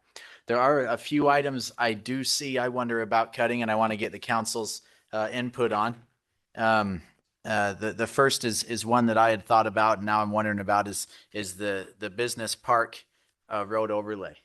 One concern I have about that is are there going to be a bunch more connections that we'll have to make and tear that up anyway? That road's not in terrible shape now. I do wonder if that's something we postpone for a few more years, or if you guys feel it truly is needed right now. As we talked about that, you and I, the answer is we've stubbed all of our sewer and water and utilities foreseeable into the lots down there. Now, that doesn't mean that something new could come in and demand more, Ryan. That would require additional out in the street. I think that the concern is we were originally going to chip and seal it, but we've started, if you've driven down there, we've started collecting a lot of what I call spider webs that we've damaged the surface below. The road base and what have you is no longer holding, and so it needs to be resealed. And we felt like rather than spending a couple $100,000 on the chip and seal, that we would be better to rotomill it and re-overlay it. So I got a few comments on this. One is I was the one that brought this up because this is RDA money. It's not in our general budgets. It's the RDA money, and we have RDA funds that came from property taxes in that area, and it has to be spent in that area. And we have millions of dollars, so it needs to go back in the area. But that's the thing to look at if it makes sense now or not. But it makes sense to use the RDA funds. It's not funds that come from the general population. Is there a timeline on when we have to use those RDA funds, Brian? I don't think so. No, I don't think so. Okay. Travis, and is that accurate? Do we have stuff stubbed into the individual lots? Yes and no. There are a lot of stubs, but obviously if they subdivide differently and add a lot, or do something, then that may or may not work out. But yeah, there are a lot of lines, so hopefully we could avoid cutting it. But I've learned no matter what you do, somebody will come along 5 minutes after you just finished it wanting to cut Yes. it. So yeah, we do have a moratorium where we don't allow them to for a certain number of years. But like I said, any new development, it's hard to say for sure that you're not going to have to go back in, but there are quite a few there. So you're saying if we totally replace this road, we have a moratorium on when we'll let someone dig in and tie in. So if obviously we can definitely look at that where they all are and do our best to, estimate if that's going to work before we obviously redo the road. And if we need to add one here or there, that would be cheaper to do it then than obviously after we just paved it. But I just looked, yeah, we have quite a few that are stubbed out in those empty lots along there. So. Can I comment on that with the sewer side of it? Yes. Every sewer lateral that's tied into those lots has to have manholes put in out into those. So if you do the minimum overlay, there will be a big hole attached. Yeah. Yep, and it's that fine metric. I don't want to wait forever for it to develop to repave it, but I drove it today. I just don't know if it's needed now or not. So That's why I was looking at just a Surrey slill just where the cracks are and just do that That'd be and way get the cheaper. slurry done. So yeah, so there's the cost of the slurry. There's the cost of the How much would the cost of the slurry be? the cost of slurry is about 124,000, and Okay. to redo the road is 504. And I know Bob met with Kent and talked about that. And obviously, slurry is just a band-aid. Yeah, there might be some areas where you have to do a more intensive treatment because slurry is basically just what it is. It's just a thin coat. Yes. If you have cracks in that, it'll seal them, but it's not going to stop them. Mm-hmm. Whereas if you have some bad areas, we might need to dig those up, actually beef that section of the road up. But, we could look at a combination of doing the more intensive repairs and then doing the slurry over it once we get that without doing everything. But that's something we'll have to look at the conditions. So one thing I was just thinking of, and I'm not an expert on roads at all, but where the cracks are, it's just go in, fill, do the cracks, and that wouldn't even be the 123,000. It'd Right. just be, and that's more in the middle than the Yeah, main because part. the So. width and depth of the crack matters. Because if it gets too wide, just trying to crack seal it doesn't work very well because it gets too big. So sometimes you got to cut like a 5-foot section out, recompact base and then pave it. But that's definitely something we could look at and go somewhere in between those two costs, basically. So Yeah, I what's just the didn't want to difference fall around to the slurry pieces while we have money that we can fix it. So Exactly. let's keep it up to snuff. And Okay. whether we need to do the whole thing or not, it doesn't matter to me as long as we Yes. keep on top of it. But yeah, I think we could do a combination of it. How would the council feel if we approve them a certain amount to go after that road and preserve it, but maybe not totally Can we redo make it? we one get a comment as comment well? from Dave? We are expecting and anticipating a pretty significant development Yep. to occur. It might be prudent to pause and see what that specific development needs to do. If there's money in the budget to come in after that one is done, with whatever tie-ins may or may not be necessary, that might be a little bit more prudent in this situation. I like that idea. And sorry, So are would we you not just- talking about we're this? Yeah, That's a budget It's amendment. the RDA. It's the RDA budget. Right. This you- Okay. this is in, So I'll bring that up next time then. But you know what I'm going to bring up now. My other question is the HVAC system for the building. The 700,000. How many times have we rolled that over? Do you know, Kathy? I think it might be the third. What'd you say?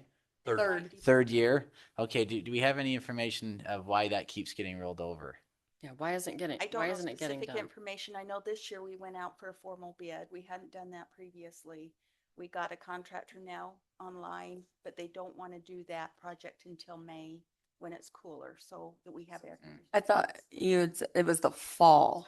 Well, oh, sorry, did I? So say May? I'm yeah, sorry. but It's been a long I was gonna bring this exact thing up because I feel like this is baby sewer plant and we just keep kicking it and HVAC systems just keep getting more and more. And if we get a bid now, I don't feel like it's gonna be sufficient. Like it's not gonna be bids are only good for so long, and so 3 seconds. yeah, exactly. And so, and if you even purchase the stuff now, it may not be compliant in a year, but it's, sorry to take your time, Ryan, this is but great, thank so when I was sitting in your office and I'm gonna preach it, I think everyone knows that I am a lead by example.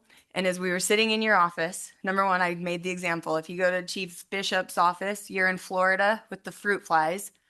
And then you go to your office and you have a inefficient window AC unit blaring all day. And here we are trying to get our residents to be more efficient. And all that HVAC system is going to do is help be efficient in this building. And even if one day this isn't our city building, it's an improvement to the building. And so for me personally, I don't want to keep kicking it, but that's just my thing. But I still want to know why it took 3 years to put out for a bid. Why didn't we do this the first year? I can't remember. Do you remember, Dave? Do you remember?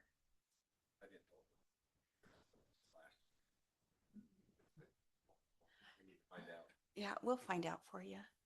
Okay. So I guess for me personally, I feel a little different than Lacey. I wonder about just cutting that if we're going to keep rolling it over and really judge if that's the best use of the funds to put into this building right now or not. So that's something I'm considering. if we're going to do it, let's do it. If we're not, then Yes. take it off. Totally agree. Because I don't see anything in the near future that we're going to get a new building. No. And I hear both of you, but I know that our employees are suffering too. They're dying in all the seasons. I fear, and I don't know. I just wonder if we haven't done it because we don't know for sure if it'll fix the problem, the HVAC. That's a good question. That's too. not been the reason. I don't believe it is. And I'm going to verify that it has been 3. It might be 2. Dave was I thinking think the it was first 2. year we budgeted, it was, and he did get some bids. It was not enough money in the budget. Yep. It was a lot more expensive than what we had anticipated. And that's why we carried the So 200,000. then it was carried over and added more to it. Yep, and added more to it to And- make it work. And then It was totally cost. Will it And be we the just didn't have entire any money building, or to will it. it just be the offices on this side, or will it be the offices over there, or will it be? To my understanding, it's the air handler for this side of the building. That's my understanding. Yep. Yeah. So just one side. But yeah, just saying 700 grand. I know Well, it's the, and I don't want to. I'd buy a lot of dirt somewhere. I don't want to. That's the amount we're rolling over. It's an additional 250,000, so it's 950,000. Yep. Right. But I'm just discussing the rollover. Yeah. Yep. So thank you. Okay. Those are my two things. I guess my one thing I want to bring up, to see if it's worth putting that 700 into this budget or not. I know that you'd brought up in the work session the carpet replacement.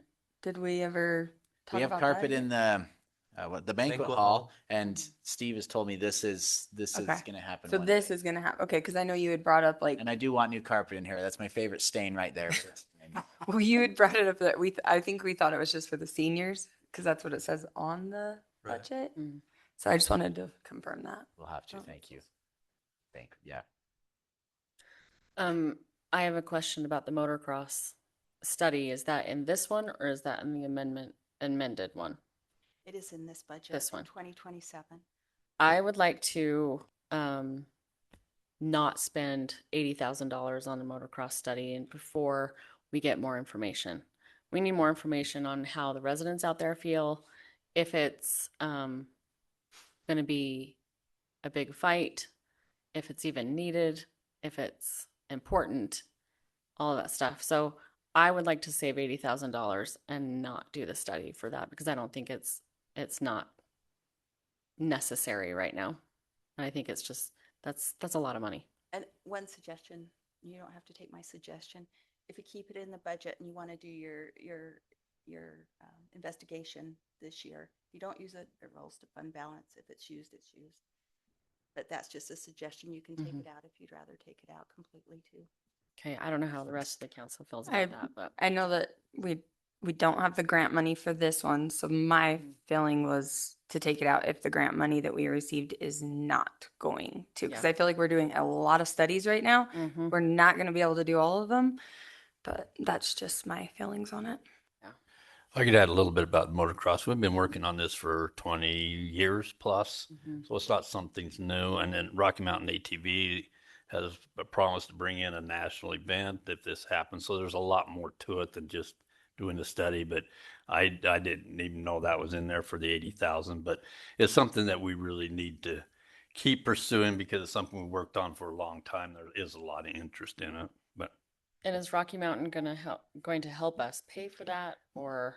I don't know specifically on this. I know they've talked about helping with this, and then I know another individual that's building a 400,000 square foot building in Payson that's very interested in our motocross too. And see, this is all information I want to know before we spend $80,000 on a The, study. the 80,000 was just a hypothetical number. We don't have an actual consultant that we've contacted. We've just you've just set a budget number. And another thing with this, and the reason this probably in here, and I didn't know exactly on it, but the BLM says they don't have money to keep this moving along, and so it just kind of sitting there. And they said, well, if you come up with the money, then you can do this. And it really shouldn't be our responsibility, but to keep this moving along at all is that's probably why that's in there. But I agree that we could leave it in the budget, but let's look at it a little bit deeper and see if we can get some help from some other individuals that help compensate for part of this too.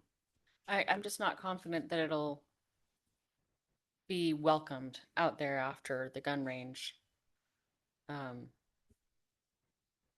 opinions came out. Mayor, So- Mayor and Council, we could, if on all these, the 80,000, the HVAC, if you want to pull those out of the budget, that would go into fund balance. And then once you get information, we could always do a budget amendment later in the year. I mean, we can do it either way. We can leave it in until, and just put a hold on it till you guys. Personally, Until I you're- until you're absolutely happy. do not want to pull the HVAC out. We've kicked that can down the road too long. Yeah, I'm just saying. Prices if- are just going to keep going through. We the could roof. always do a budget amendment once you're comfortable with things, at a later time. But I think we need more information on both those items, and Well, get a bid. and then we That's could, what you do. Is you then get we a could do a bid. budget amendment. I think we've got a bid on the HVAC. Do you? Yep. Okay. And I want to keep the HVAC in. These are my least favorite city council meetings, by the way. I'm starting to learn that. I'm just gonna say this, and then I'm done. My personal opinion. We'll done talking about it. I'm gonna first say this opened my eyes a lot. I will be the first one to admit, like I have said the exact words, shame on me for not asking as many questions as now I suddenly have. Especially as last week I reached out to you and I said, what does other professional services entail? What does this entail? What does this entail? And as I started getting the answers, that's when I saw things and I said, I'm not okay with that. And then I started thinking of my full-time job. And I thought, I asked these questions in there and that's how I find this, this, and this. So I asked you, multiple questions about like subscriptions and, how do we make sure that we're not paying for the same subscription somewhere, different things that little by little, like my exact notes are like, many think that like little expenditures, or little tiny increases may not be a lot, but it adds up. And that's why all of a sudden we were at 122, 123, and now we're at 126.5. Again, like my biggest thing that I would like those little tiny things, I would love for all this stuff that we cut the things that aren't right this minute needed. And I can't do that because I now didn't give my time to really like dig into it. But I really, after talking to you, I would really love to look at it more, and put more into the capital, because I really think that that's how we need to fund a police station soon. And that is I don't want to increase taxes on it. And so for me, the more and more we started looking at numbers, I know $80,000 isn't an overall ton of money, but it might pay, in my eyes, I'm like, well, that pays for someone's salary, that pays for this. And so me personally, I will be the first to admit, shame on me. That's all I have to say on it, but that will help just let people understand where I'm at right now. So. This is on. Is it on now? If any of you have questions, feel free to ask, stop by. I'm a spreadsheet person, so I drive people nuts, but I'm happy to give any level of detail you want. It was a learning experience. That's why I said, this first year, they don't teach you this in that 3-hour course you take. I can tell you that right now. The only thing they teach you is stuff that hasn't been relevant at all. So that's all I want to say. And Kathy, you've been more than accessible. Thank you. You really know, good. you know your numbers, you know your spreadsheets, you know all the funds. So thank you so much for being willing to answer all our questions and talk to us at any time. So, Dave and Robert, so there's two avenues here. We could remove said items if it were to pass from the budget, or is there a way to attach something to these particular items that it couldn't be spent until it got reapproved by the council? Or is it just easier to just take it out and then do a Just budget make that adjustment? part of your motion and we'll. Okay. Yeah. Okay. Would you guys feel comfortable if we kept these things in the budget? I but, would. I would be. But attach something to these two line items that require further approval before we spend the money? So it doesn't disappear. Yep. Over time, like Right. nickel and dime away. And then if we decide to change the amount or it's not spent, then what happens to that Rolls money over on to the fund paper? It falls to fund balance. Yep. Okay. And we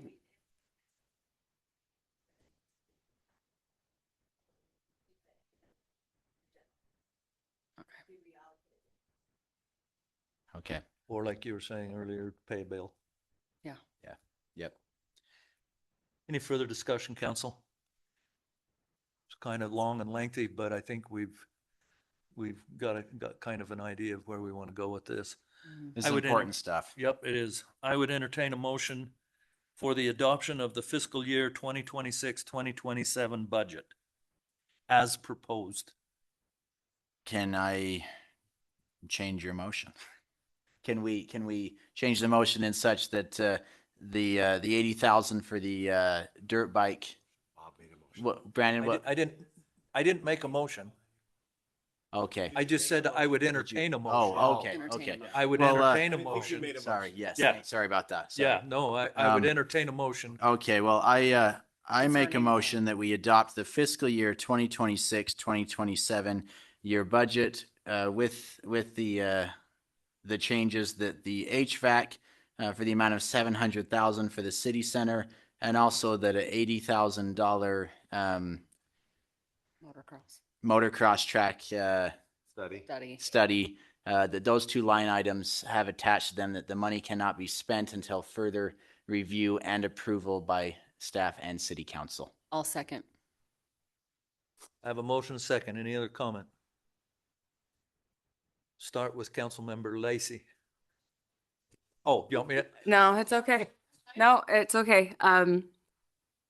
I just cannot in good faith say I fully approve it, so mine is a no right now. Okay. That's all. Councilmember Hewlett. Yes. Councilmember Rowley. Yes. Councilmember Proscard, yes. Councilmember Moss. Yes. Motion carries. All right. Kathy, our next on the budget amendment fiscal year 2026 or 2025, 2026 budget amendments. Okay. We have a few suggested budget amendments. The first one is an additional allocation for transfer to the capital fund. Again, we're not expending funds, we're moving them from the utility fund to the capital fund, be allocated by the council at a future time. And of course it won't move for me, darn it. Let's see if I can get it to move. There we go. Communities that care. They've had additional projects. I don't think we adequately counted on the youth council and some other expenses. So we're suggesting we bring in $25,000 to balance out that budget. Well, it's going to be an interesting night. Sorry. Crumb. Okay. Well, Thank you. I don't know where we are anymore. Okay. There you are. Scottish Festival. They have been bringing in additional revenue. So we're suggesting that we increase their revenue and their expenditure side to allow them to spend revenue, because they straddled a fiscal year there. And then the next three are just cushions. These departments have not gone over budget. It's just that when we do budget projections, it's getting so small a margin that if they have an unexpected expense or something else, we would like to have just a cushion for them so that they do not go over budget. And I want to point out that most of the general fund expenditures are being offset by the building maintenance budget. So it's not coming out of fund balance. It's just a shifting of budgets. Line item. Oh, I guess we need to. Never mind. I'm gonna wait. Yep. Okay. I would accept the motion to open the public hearing. I'm like, now I've lost. Uh, So moved. someone else. Sorry.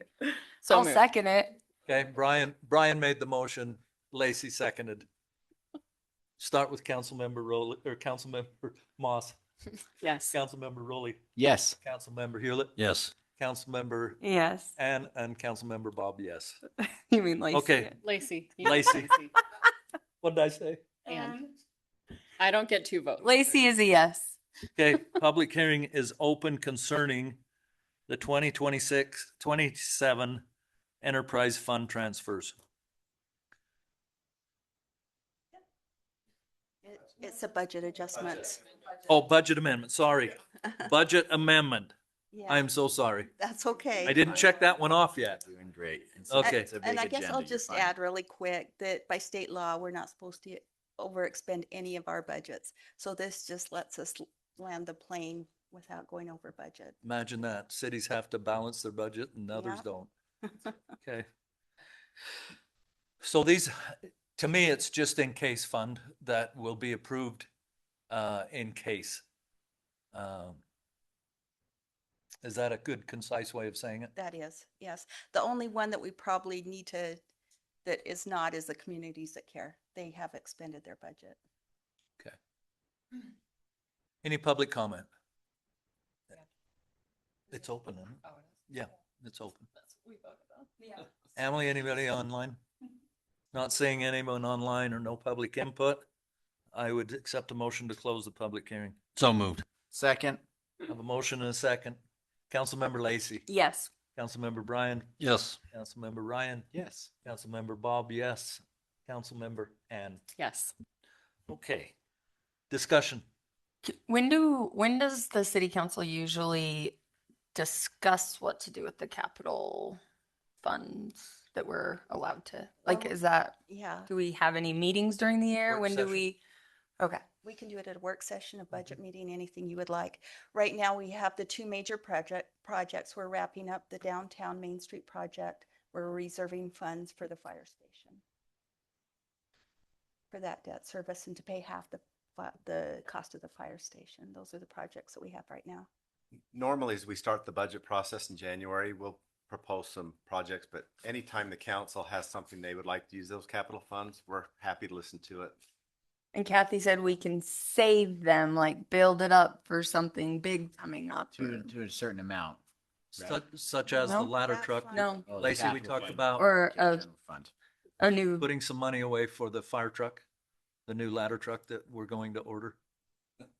So that we can, down the road. Yeah. down the road. Yeah. Yeah. I mean, I would love to. That's what I mean is. Yeah, I would love to even break down percentages, like if we're gonna do a ladder truck, then if we're gonna do a police station there, if we're gonna do, whatever is ranked of what we need the most. I think that this is a great way to do it, and again, it helps because it comes from the utility funds, and again, then if we spend less and we get the revenue, more money that we can go in there and save others from spending. So And this money comes from, oh, sorry. it's on. You were on. This money actually Wasn't it a utility fund transfer to the capital? Or did Is I it on miss now? that? Okay, the utility fund is sales tax. We used to use a utility fund. It's called utility Oh, okay. fund. It's sales tax that's generated off the power, but Okay. it is a sales tax. But we're trying to close out that fund Okay. and just use the general fund. But if the general fund goes, the expenditures go down, then we have more left over to. Perfect. Okay. Any further discussion, council? We closed the public hearing. We did. Okay. I do wonder about line item number 2, the communities that care. That's what 30% of their budget. What's the big need for that much of an emergency fund? You know where the extra expenditures came from, Carl? Or yeah. Kathy, whoever wants to answer. Oh, I'm sorry. I I'll just say actually- that is not an emergency yes. fund. That is, they actually went over budget this year. And I don't believe we budgeted for the youth council, but we did have the youth court in there. So I think, and I mean, I'm not sure of all the Plus they got an expenditures, but that's $18,000 the grant. majority of it. Is that correct, Carl? I would say the youth council additions, some extra hours that Shelby's had to work, multiple other things. Okay, thank you. I was just curious. Yep. Yeah, and then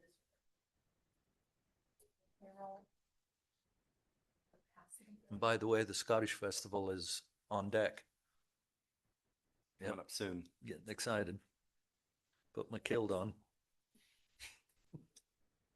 Any further discussion, council? All right, then I would accept a motion for adoption of budget amendments fiscal year 2025. How come it says 2025? it's 25 through 26. It's the one, it's the one we're currently Tidying in. up last year's. Okay. Yep. 2025 to 2026 budgeted. Thank you. I move that we approve the 2025-2026 fiscal year budget amendments as presented. A second. A motion and a second. Councilmember Moss. Yes. Councilmember Rowley. Yes. Councilmember Hewlett. Yes. Councilmember Smith. Yes. And Councilmember Bob. Yes. How am I doing, Dave? You're doing awesome. I know. I'm about as tongue-tied as they can be. Moving on. Item number 6, public hearing. Oh, staff presentation, Kathy.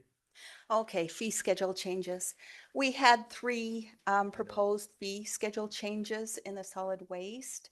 The first one is a startup fee for garbage collections, and that is because the cost of cans increased $23, so that's a pass-through. The cost of recycling contract has increased 31 cents, so we're proposing that we increase recycling that much, and people can opt out of that program. That's not a necessary program if they don't want it. And finally, there was a legislative action back in 2025 that said that if there are fines on unsecured loans, $5 of that has to go back to the Environmental Protection Agency so that they can collect the litter off the highways, as I understand it. So we would propose that we raise unsecured loans to $10 to cover that penalty that we have to pass on. The recycling is passed on just directly to the citizens that are using Right. that service, and that is not passed on to the entire city. No. Right. And Perfect. people can opt out And- of that. And we got that from Republic Services. And am I right in saying these fees are actually incurred from public services? This is not Payson City raising the recycling rates. This is, however, the third party provider, which is Republic Services, raising their rates. And we didn't feel Payson City should subsidize recycling for everyone that's not doing it. So we are just passing that down on to the actual person that recycles. Yeah, all of these are from another entity. And I was gonna go after the unsecured load of increasing it that much, but I see it's actually a House bill, so I can't. They did it for you. Yep. All right, so I would entertain a motion for. I have yes, one quick question. We've got to have a public hearing. So the unsecured loads, Mhm. I thought we were already higher than that if somebody didn't cover their loads than $10. Well, if they don't, right now the penalty is $5. So we're going to add Okay. $5 that we have Right. to pass Very on to the Environmental Protection Agency. Yeah. I think it might have been higher and then it. All right, I would entertain a motion for a public hearing on the resolution fee schedule update. So motion. Have a motion? Second by Councilmember Moss. Start with Councilmember Smith. Yes. Councilmember Hewlett. Yes. Councilmember Rowley. Yes. Councilmember Prosgard. Yes. Councilmember Moss. Yes. Okay, public hearing is open concerning the fee schedule update. Yes, Ross. You guys are going faster than my minutes are behind. I have an old time question. When they first started this recycling, I was under the impression that they were dumping the recycling stuff into our land. Is that still the case, or is it actually getting recycled? I pay what, $7-8 a month? Yes. Recycled. I can, yeah, Oh, I'm sorry. Kathy, I use, there's some spoils yeah. that are within the recycling that aren't accepted. That ends up, they separate it, and some of it does end up in a landfill. I won't specifically say it comes in ours, There's also the landfill out to the west of us. But yeah, there are some spoils that citizens put the wrong garbage in. And so it's separated. But if you've been over there, they recycle a lot of stuff that come through. So yes, that's a good question. Dave? Yeah, just to answer that, we over periodically we get complaints about that. And I know we had Republic does our recycling, but they do garbage for other communities that go to the landfill. So they saw that color of truck and say, you know, they're just dumping it at the landfill. They're not recycling it, but that was a different truck, and we followed that. We've had them track it so that we can answer those questions or those complaints that come. But we're confident that it does recycle, but you're right. Some of it does become spoiled. I don't think it comes back to our landfill because they take it to a different facility. Yep. And if it's spoiled, they take it to the closest landfill. Yeah. So I don't think much of it's coming to our landfill, but if it did, we'd charge them for it. Mm-hmm. So. All right. Are we still in the public?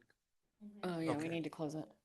I move that we close the public hearing on the fee schedule update. I have a motion. Second. Second by Councilmember Rowley. Councilmember Smith. Yes. Councilmember Hewlett. Yes. Councilmember Rowley. Yes. Councilmember Proscard, yes. Councilmember Moss. Yes. Public hearing is closed. Any further discussion, council? No. Then I would entertain a motion.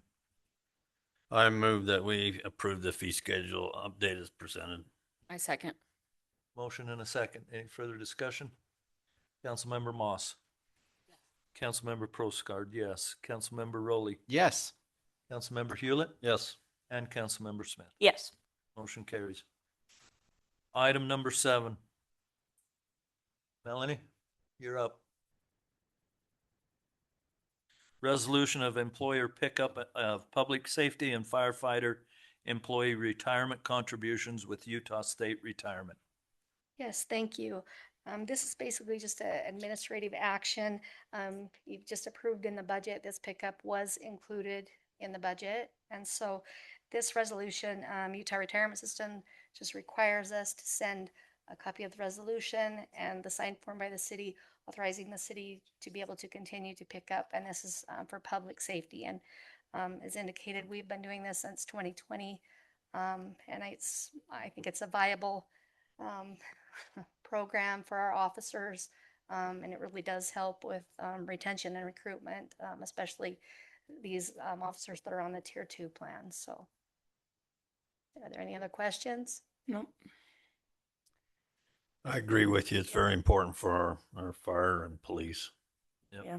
This was something that I agreed with for sure. So. Then I would entertain a motion. I make a motion that we approve the employer pickup of the public safety and firefighter employee retirement contributions with the Utah State Retirement System. I'll second. Motion and a second. Councilmember Smith. Yes. Councilmember Hewlett. Yes. Councilmember Rowley. Yes. Councilmember Proscard, yes. Councilmember Moss. Yes. Motion carries. Hey, now we can go on to some fun stuff. Item number 8. Resolution. This wasn't fun already? Yeah. Authorizing the city to enter into a real estate purchase contract for the acquisition of property located at approximately 1350 North Arrowhead Trail. Brandon? Yes, thank you, Mayor Pro Tem and Council. This resolution is asking the council to authorize the mayor to sign a real estate purchase agreement contract for property that's located at that address for potential installation of a future power substation. The way the real estate purchase contract is written is there has to be some contingencies that are fulfilled first. One of the biggest ones is that the seller obtain the land and be annexed into the city. That purchaser has an application in right now. We've been going back and forth quite a while on there, and I believe it's going to come up on Planning Commission real soon. However, they have not adhered to many of the comments from staff, so I believe it's going to go to Planning Commission with a negative recommendation. And so I don't know that that contingency will be fulfilled, but we wanted to negotiate in good faith that we are interested in purchasing that land, but there's a contingency that's partly in their control. Isn't there a contingency on another one being annexed also? So the overall purchase Project. wants to be annexed is what the So the Minna Creek is this, and then No.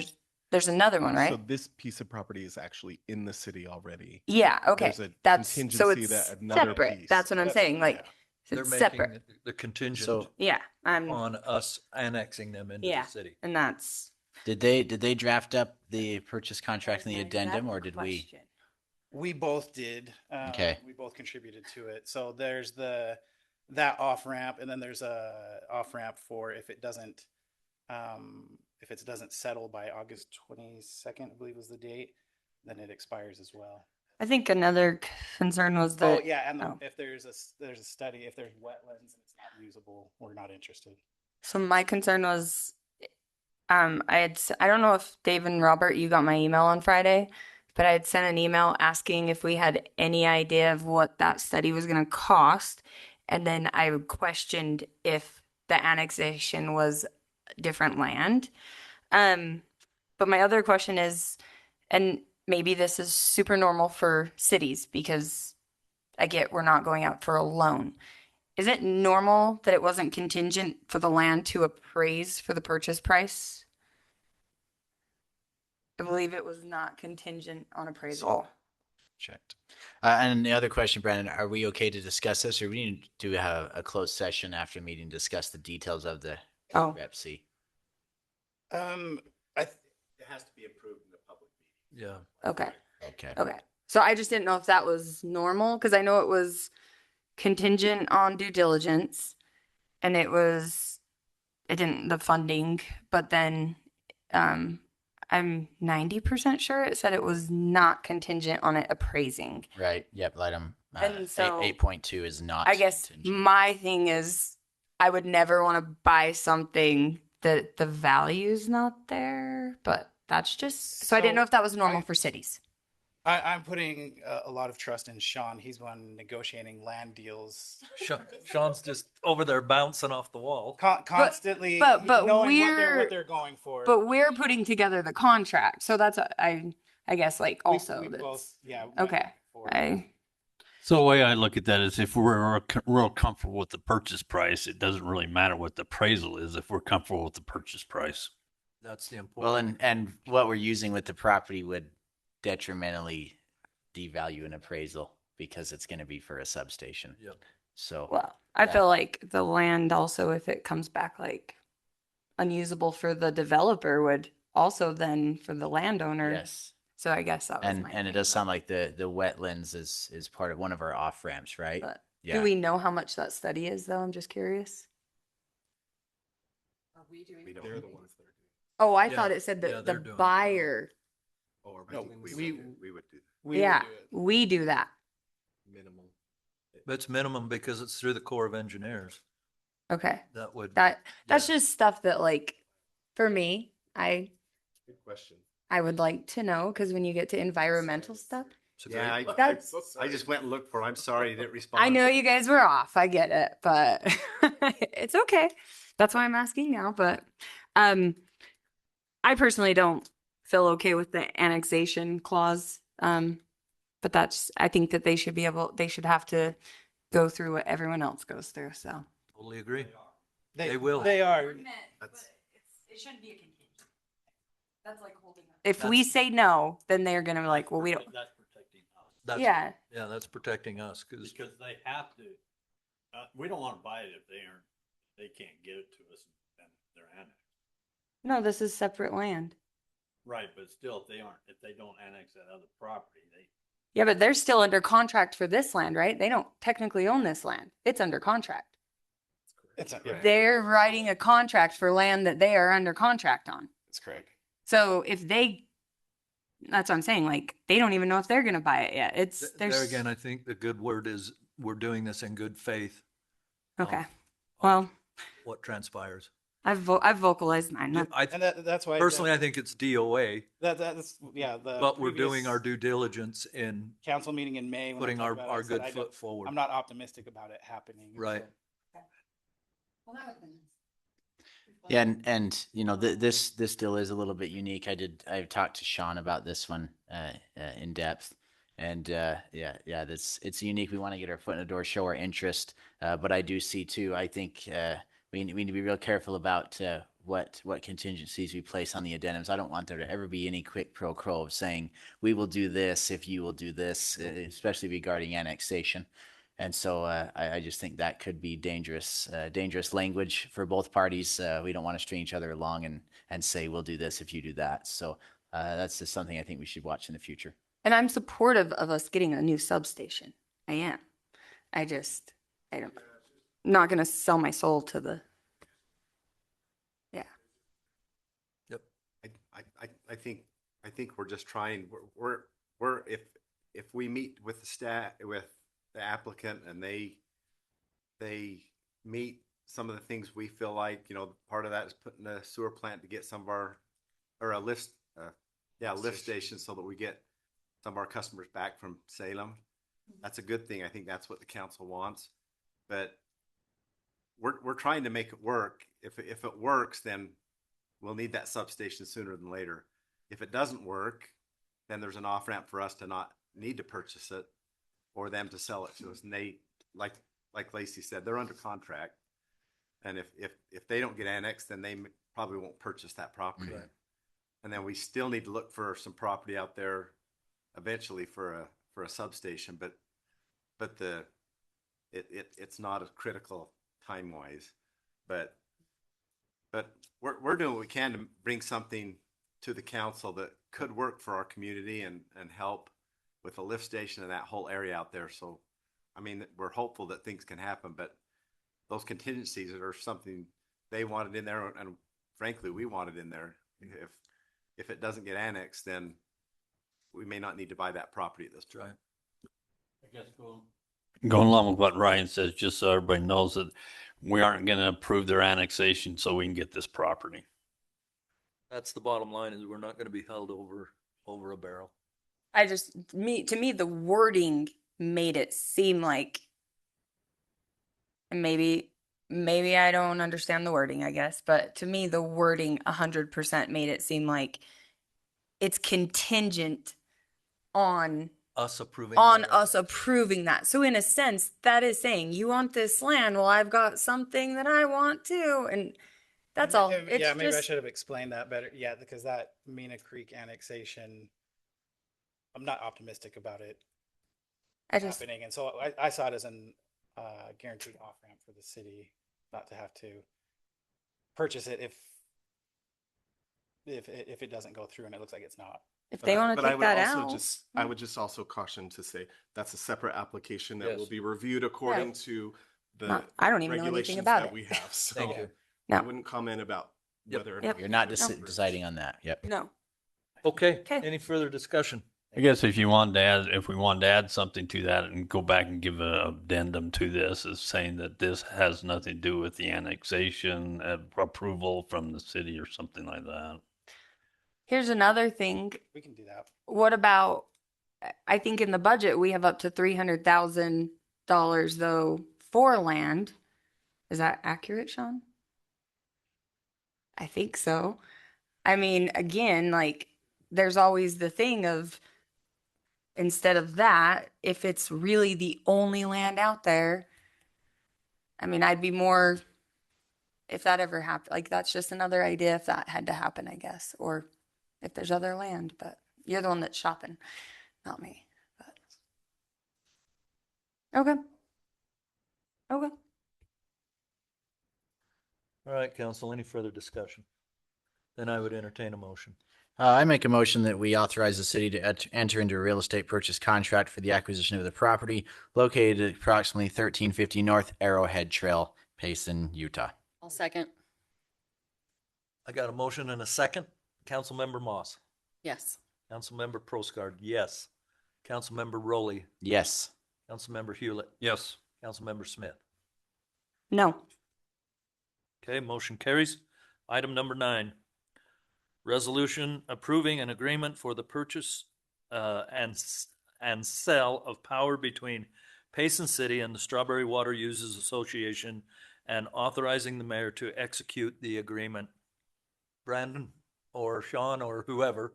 We're tag teaming. Okay, tag team us. There's the expert right here, but Mayor and Council, we, Strawberry Water Users Association, owns, or through the federal government, they have the hydro generating plant in Spanish Fork Canyon and the one in Payson Canyon. And they've been under contract with another entity to purchase all that that power that comes from there. That contract ends July 1st. We've been working with them for quite some time. They put out bids or letters of interest, and we are interested. It's another type of power for our portfolio. You know, Sean, by now we've come to you with solar and wind and different things like that, but this is part of our portfolio. And through the due diligence process with Strawberry, they wanted to work with us. We prepared this contract that's been through Brandon and their attorney and a lot of iterations. We wanted a 10-year contract, and there was a little hitch there because Strawberry's in the middle of negotiating with Central Utah Water to become a Bonneville unit, and there's some uncertainty at if they become a Bonneville unit in year 2, you know, what would that do to the contract? And you know, we talked to Central Utah. They want to give us whatever good and fuzzy feeling that they can give us that they would keep working with us. But so we dropped it to a 5-year. We cut down the price we were willing to pay for it because it's 5 instead of 10. But hopefully we can continue to work with that. And I can turn it over to Sean for more of the details if you have questions. But that's kind of what we're asking the council to approve is this contract for 5 years to purchase that power, the hydro power from Strawberry Water Users. Sean, anything you want to add? Not too much. The Strawberry Water power has been used a long time by themselves, and then with another entity that as they broke away, they always kind of stayed together, and so they put it out to bid, like Dave was saying. I think there was a lot of bidders, and we got it. I did some research. The transmission is treated differently because it's within the SUVPS system, and so I was able to bid a little higher than someone that was from outside of that system, because you'd have to pay about $11 more per megawatt hour. And so that helped us attain it. It's a little bit, this year's kind of bad, but it looks like it'd be about 8% of our power under good years overall, and it would come mostly in the spring and early summer, into the summer. And I like it. It's just another diversification tool. It's just something else that fits in our portfolio. And anytime that we can buy something renewable that comes under our wholesale price, I just want to pull the trigger, because we don't know what the political climate will be like in a few years. So we did a lot of this where I used to work, you know, when you'd get these 8-year stints of certain presidents, and then all of a sudden all the rules would change. And so we divested of coal, where I used to work pretty early, you know, like 2010, where a lot of people try to hold on and, you know, switch to natural gas mostly.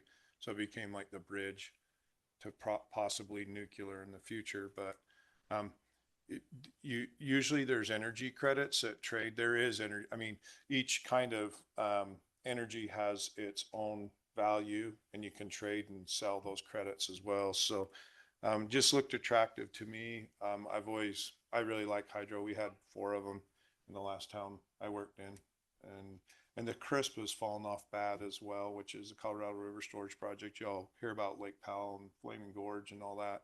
That's been a bummer, because a lot of the cities along the Wasatch Front get big portions of that power. So it's very much hurt our local towns around here that had allocations. So anytime though we can get hydro, all in. It's fuel free, inflation free. So Sean, do we get all the power that comes from there? We don't split it with anybody else. We'll get all the power, right? From Strawberry? Yeah, Currently, but as Dave pointed out, if the Bureau takes it over, it could get allocated through WAPA and it changes everything Western Area Power Authority, and it might have to get shared after that point, but might take a long time to do the paperwork and stuff, so we're not sure. We didn't know how to gauge it because what they may do might only be 2 years, so we just went with 5 years. We would like to have done 10. Lock it up as long as we can, but all the rules could change on us in a few years. And so, Sean, do we have any other hydro in our portfolio as of now? Colorado River Storage Project, a little bit. Okay. Like about Very a meg and a small. half. Yeah, it's about megawatt right now. Yep.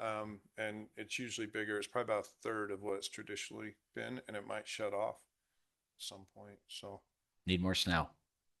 And water. yeah, yeah. Any other questions, council? I'd entertain a motion. I'll make the motion that we approve the purchase for the sale of power between Payson City and Strawberry Water Users Association, authorizing the mayor to execute the agreement. Second. I have a motion and a second. Councilmember Smith? Yes. Sorry. Yes. Councilmember Hewlett? Yes. Councilmember Rowley? Yes. Councilmember Probsgard, yes. Councilmember Moss? Yes. Motion passes. Thank you. Thank you. Thank you. Item number 10, amendment to Payson City Code, section 4.08.180, cross connection, control and backflow prevention. Brandon and Travis. I'll take this one.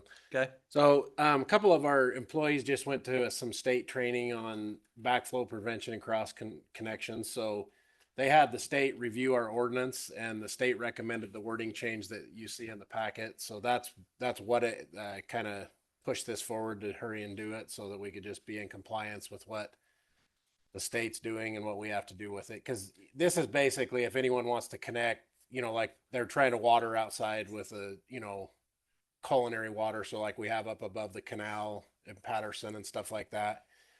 We have to do yearly inspections and that kind of stuff. So that's just kind of a little, somebody might live up there that we know, but yeah, that's what this is about. So it was just to tighten up our ordinance better with what the state wanted. So Pretty straightforward. Any further discussion, council? I make a motion that we approve the amendment to the Payson City Code, section 4.08.180, cross connection control and backflow prevention. I will second. I have a motion and a second. Councilmember Moss? Yes. Councilmember Probsgard, yes. Councilmember Rowley? Yes. Councilmember Hewlett? Yes. Councilmember Smith? Yes. Motion carries. Item number 11, ordinance adopting the IO infill overlay zone designation for property located at 353 North, 300 East, Utah County parcel 08-048-0029. Michael. So I don't have a presentation, just a couple of images to show you the proximity, the area, the neighborhood. So I'll just pull that up really quick.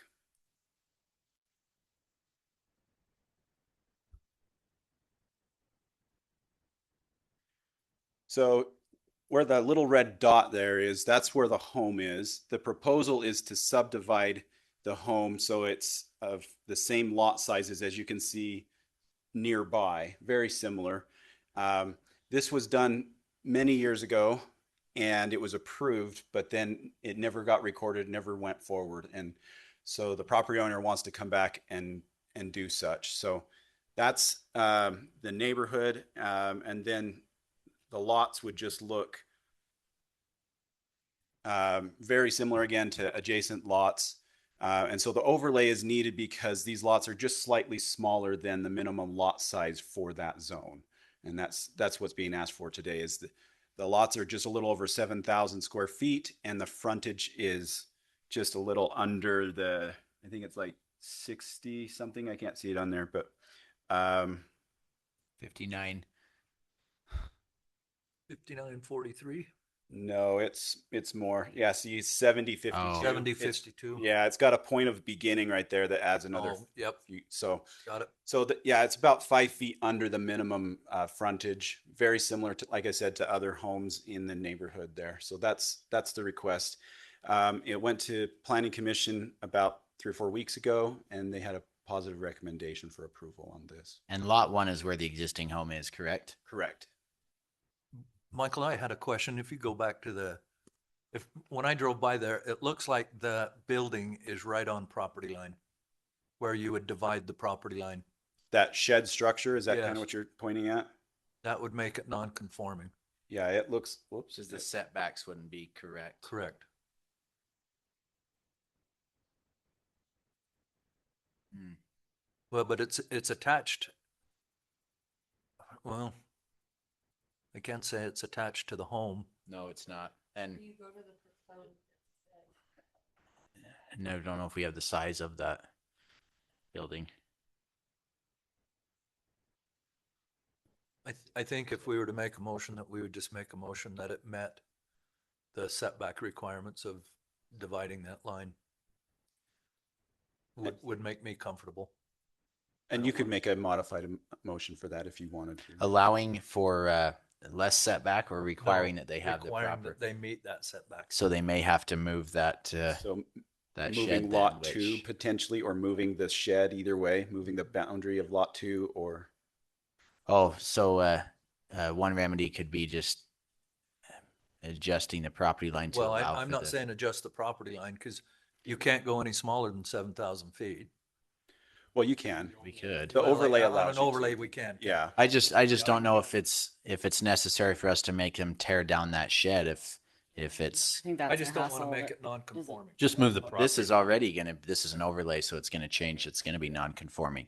Well, and you can see there, it says a 5-foot PUE ends at the existing garage. So there would be the 5 feet behind it would Oh, be okay. would be that And that's property not an line. issue then. No, it's Okay. not. Then the 5-foot setbacks exists. Okay. Yep.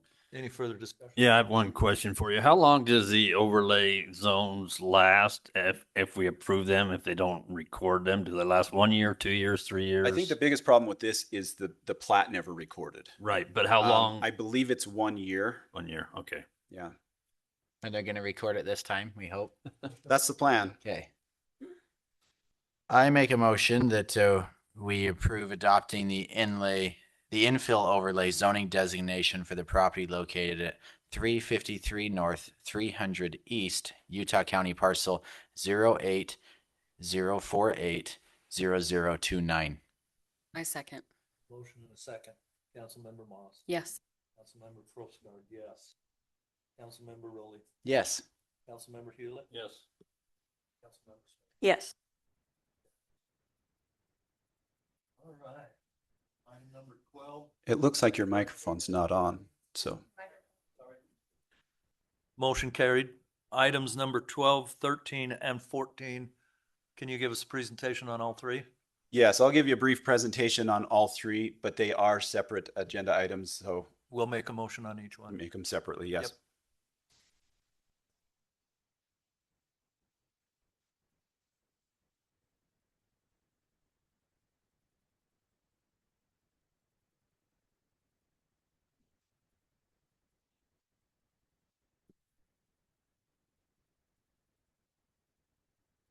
Oh, it looks like it's at the very end. Okay. So there's the three agenda items there, the Haskell, the Braithwaite, the Ludine, Mark, and Marjorie Haskell annexation requests. So we'll just go through them in order as they're on the agenda there. The first one, you can see it zooming in here. This is the Haskell edition. Those are the 2 parcels, and then there's a remnant parcel at the top of that's road that would be part of this.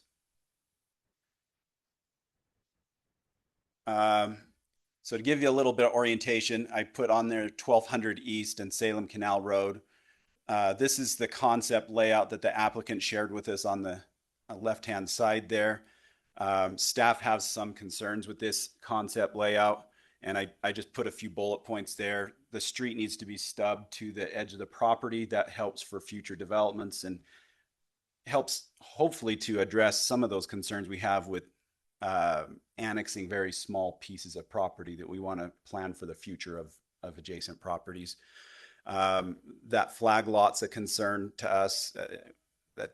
That's not ideal. And then last of all, we need to confirm that utilities will work in that area, and that would be something that we would work with the applicant on if accepted. Zoning here would match the most recent annexation to the west, the Staley annexation, and it would be minimum lot sizes of 20,000 square feet is the intent for these. So that would be the R120, but the lots would be anywhere from 20,000 to greater in square footage. I wonder if we should talk about each of these individually, just because they all Probably have should, right? individual Yep. needs and concerns. Probably should. I really don't like lot number 6. Is that the flag one? Yeah. Yep. Yeah, and then also the terrain, and I'm trying to remember. Isn't this one quite steep? It starts elevating. I think it's fairly flat here, but it starts elevating towards I believe the back of those buildings on, I guess, the first lot on the left-hand side there. Okay. But yeah, so it does start elevating. I do like the size of the lots. I think that's the bonus to have some more bigger lots in Payson. That's what we've always been wanting. Obviously, your bullet item about the utilities. Yeah, we want to make sure that utilities can flow. I'm not a big fan. I've talked with Travis too, and he's helped me understand a few things. Not a big fan of all these little tiny lift stations running these little subdivisions. And so that would be a huge concern for me to see if, in fact, we could tie in the utilities and do it in such a way that it's not a burden on the rest of the residents.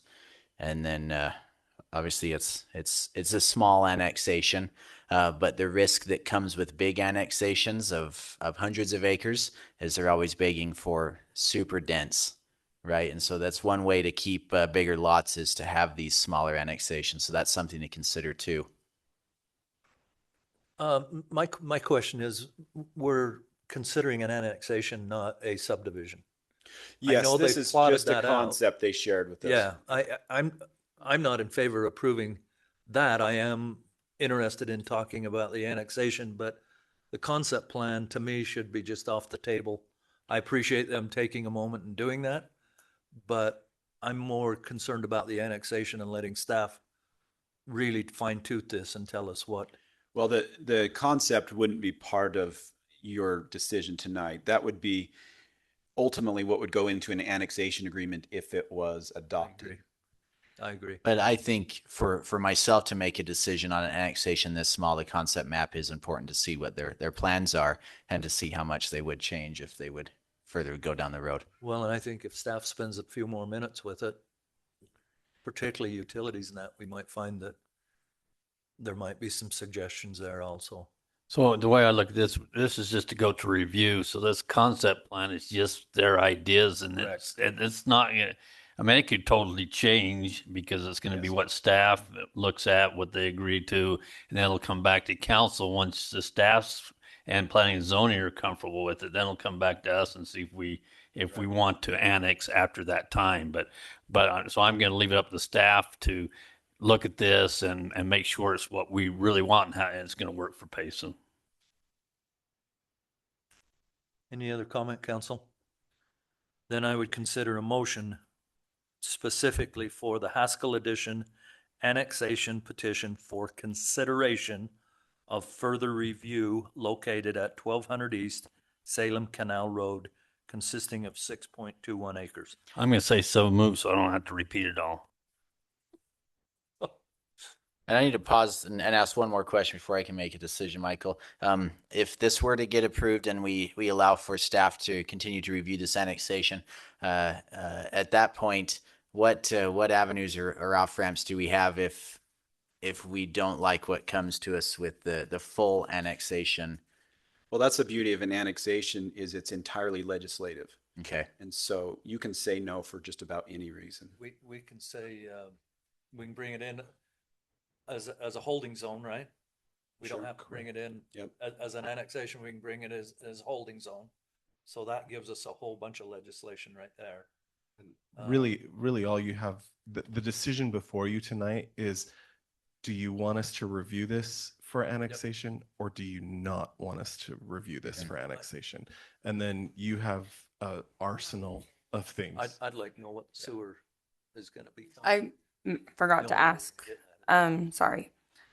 When a annexation review comes to staff, is it normally the total weighted score?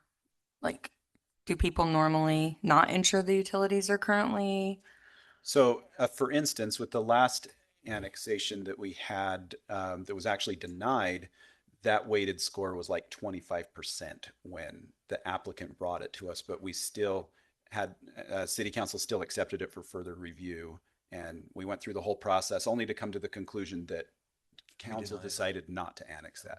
So it's really just a guiding tool for us and for you to understand how we're kind of rating these, how ready are they to potentially develop, but it's by no means like a something you're going to hold your hat on for it. So What would you say? How many, based on just this one, rough guess, how many more staff hours would you consider this one would need to, like, if they would have done a little bit more work or, you know, something like? If I can. Sorry, Lacey, we've got a motion on the floor. Oh, sorry. Go ahead. I think procedure-wise, we need to follow through. Okay. with Yeah, that sorry, go ahead. motion. I have a motion on the floor to approve the further review. Do I have a second? I'll second. I have a second. Any further discussion? Lacey? So this, to answer her question, if that's yes, okay, it's appropriate. This is very common for annexation proposals. Applicants, developers, whoever they are, they don't want to spend money until they have some assurance that they're at least going to be considered. So they're going to do additional engineering, civil planning, those sort of things to go into this. There's going to be back and forth with staff, but this being as small as it is, it's not going to be a lot of man hours for staff. Thank you. And I do want to thank all of the residents that have both sent emails and come tonight. And we hear you loud and clear. We appreciate how thoughtful, how much thought went into this. And annexation and land use is a very important thing. And I do want to remind all of us that this east side is so very important, and that we need to develop it wise. And I don't want to be coming down SR 198 in the future and say, oh, look how nice Salem is, and then, oh, look, there's Payson. And so we'll be very conscious and careful about how we develop this area. And just one last thing, it will come to a public hearing. Yes. You and the public will have a chance to come and voice their concerns and look at the. I appreciate the letters that we've gotten so far. We've made, yeah. Yep, they've been very helpful. And as staff reviews this, they're going to be looking at the East Side comprehensive plan Right. and making sure if it it fits. meets the plan, if it meets the ordinance, there's a lot of things that we will give to you so you can make a decision. All of this is why I'm okay to Yep. pass it on to review. Okay, I have a motion and a second. Councilmember Moss. Yes. Councilmember Prosgaard, yes. Councilmember Rowley. Yes. Councilmember Hewlett. Yes. And Councilmember Smith. For this, yes. To Motion. review, yes. Motion carries to review. Item number 13. Breathwaite Addition Annexation Petition for consideration of further review located at approximately 10457 South, 2340 West, consisting of 5.25 acres. Michael? Zooming in on this one here. Microphone turn. Zooming in here, this is immediately north of the Quail Mountain subdivision. That's that area that's the square box that's in the city limits in yellow. So that's the area here. Showing you the concept they have here. We're not necessarily in love with this concept either. It's a rough concept that they shared for these purposes, and to consider ultimately how many lots they could potentially get on the property. Same question staff have on this is just confirming that utilities will work for the area. This would include storm drain, this would include sewer, and how that works. The applicant is proposing R110, which is the same as what's immediately adjacent to it. So any questions on this one? I guess not question, just a few comments. It would almost be a one-way dead end in and out situation with this particular one, the way it's laid out. And then, if I'm not mistaken, this one would require a sewer lift station to make it work, and that for me incurs enough of a cost. And I think this one, I mean, it's the smallest one too, and I guess I'm not a huge fan of this one.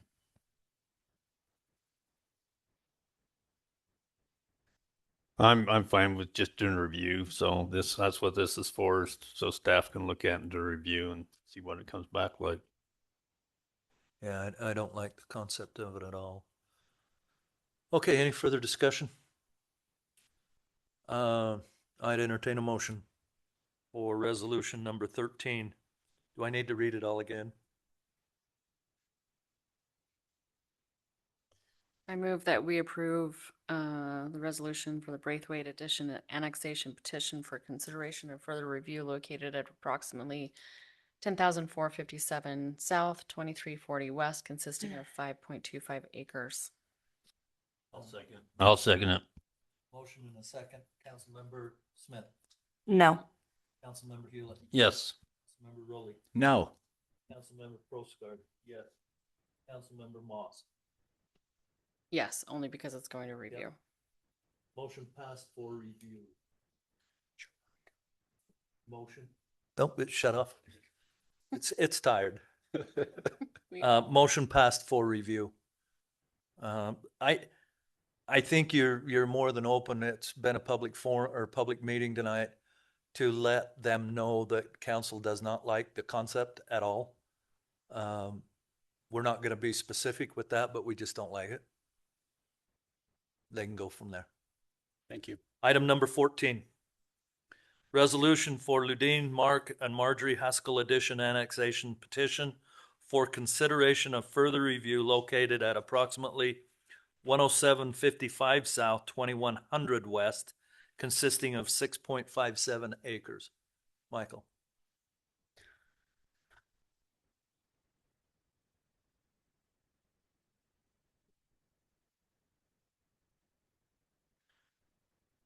So these are the properties here. Why does it keep going forward?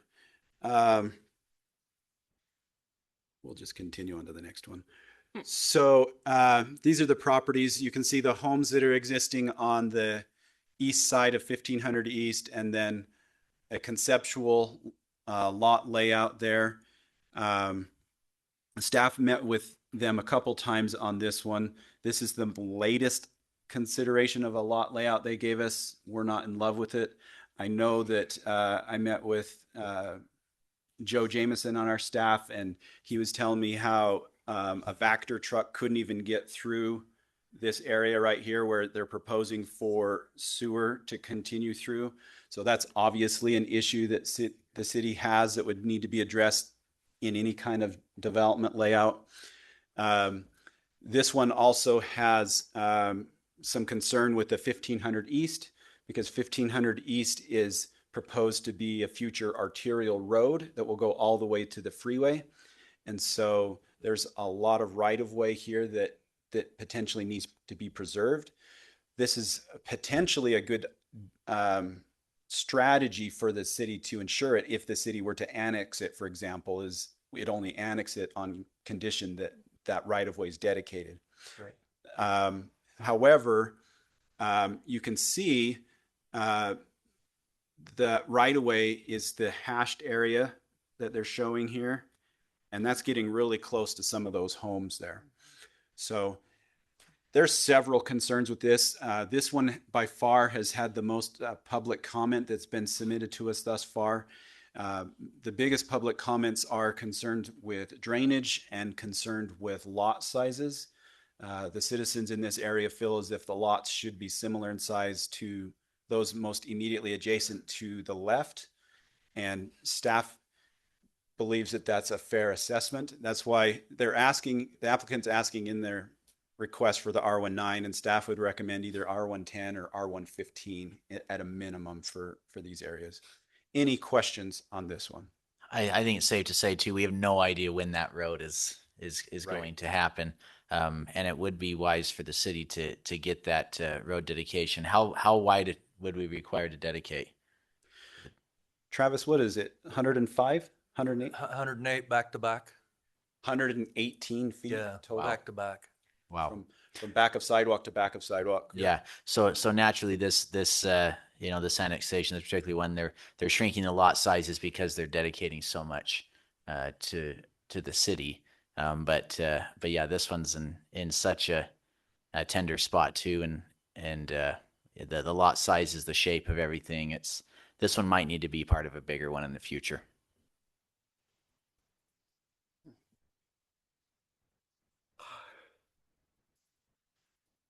I just worry on this one that we're gonna use too much staff, right? Like resources right now until it's a little closer to being ready, but We don't want to lead anybody along, No. including the applicant, the landowner. No. We don't want to waste staff time, and yeah, so it's a delicate balance of what to have you guys focus on. Do we want to review it and let them tell them? I mean, obviously, every one of us are not in favor of R19 zone, not in that area. Particularly if you look to the left, those are all larger lots. Yes, and like I said before, it's that double-edged sword, because if we wait until a 200-300 acre Right. annexation in this Right. property, it's going to come with a cost of more density. Yep. And so it is that fine line. And yeah, the only way to control our neighbor's property is to buy it, right? And so it's a hard thing, but this one may not be timely yet. If I may interject, the applicant is here if you want to ask them any specific questions. So. Yeah, I just have a couple things on this. This is going to be a challenging piece, and yes, I think that the density needs to be less, but I still don't have a problem with reviewing it, but just knowing that the applicant knows that this could be a real challenge. I agree. Not a public hearing, so staff, or council, any other comments or questions? I would entertain a motion.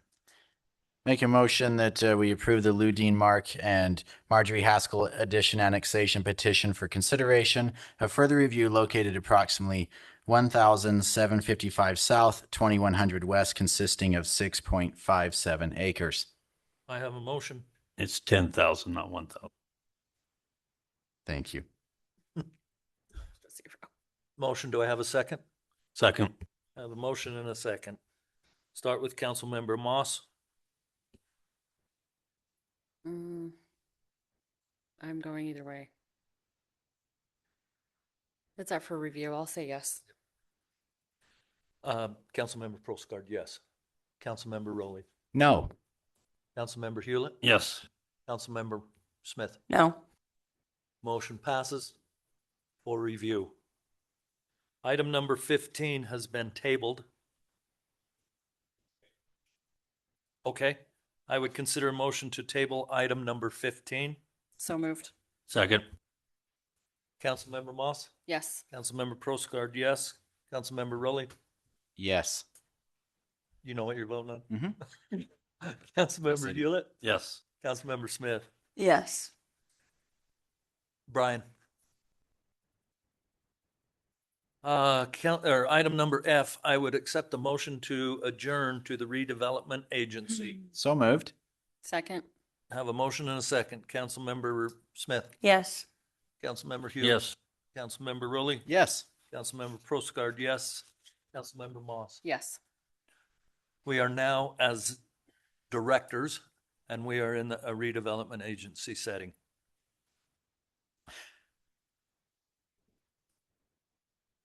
Am I on? We've reviewed this once already. As I said, the redevelopment for the town is the Walgreens Economic Development Agreement. And the redevelopment business park is an innovation center with the addition of the road. Do you have any questions on it I can help you with?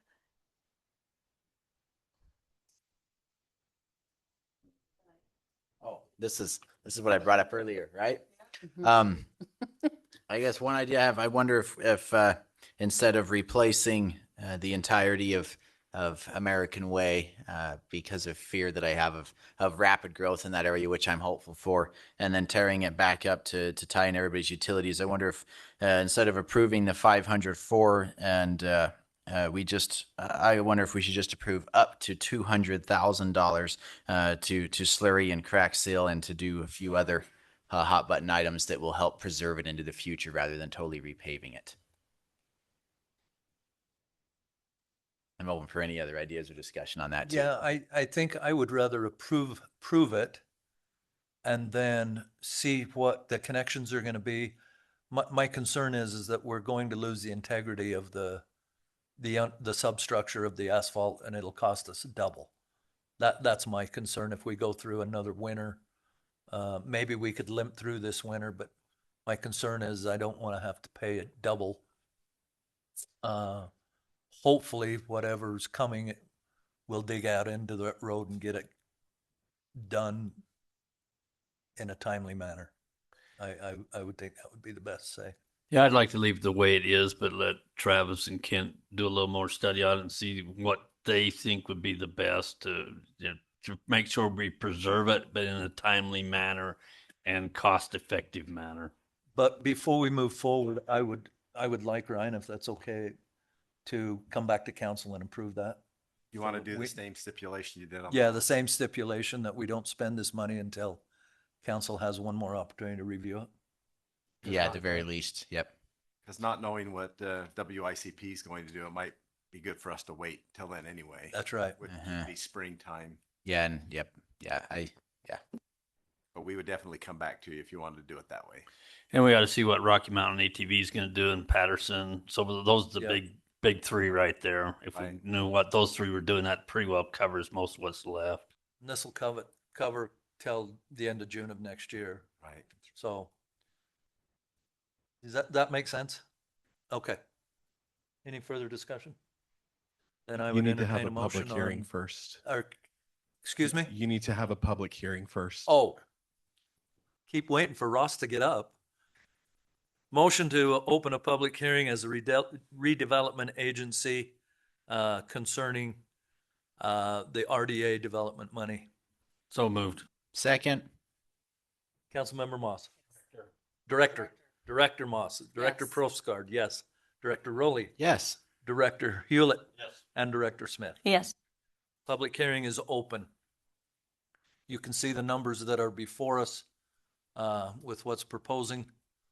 The one critical one is American Way is needing to have some maintenance done on it, and we're discussing back and forth how we want to protect those monies and not just pour it down a hole. And that's obviously in the improvements line Yes, item. there was also some landscaping for $100,000 that was requested in that budget. So those are the two items. It's also landscaping for what? The RDA itself. Okay. It's the entranceway. The entranceways. Yeah. Both with things. signs. Yeah, I think, well, is it the signs? Signage. I think we've been working with Central Utah, like for a conservation garden with the different types of landscaping. On both material. ends of American Way with signage. I think it's just a landscape. I don't think the signing's in this. But just the landscape?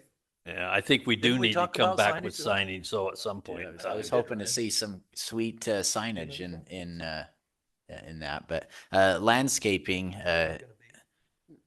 Okay, yeah, I just wonder if we have a lot of lawn there, Dawn, already. We're going to get rid of some of that and do something different, or what was the?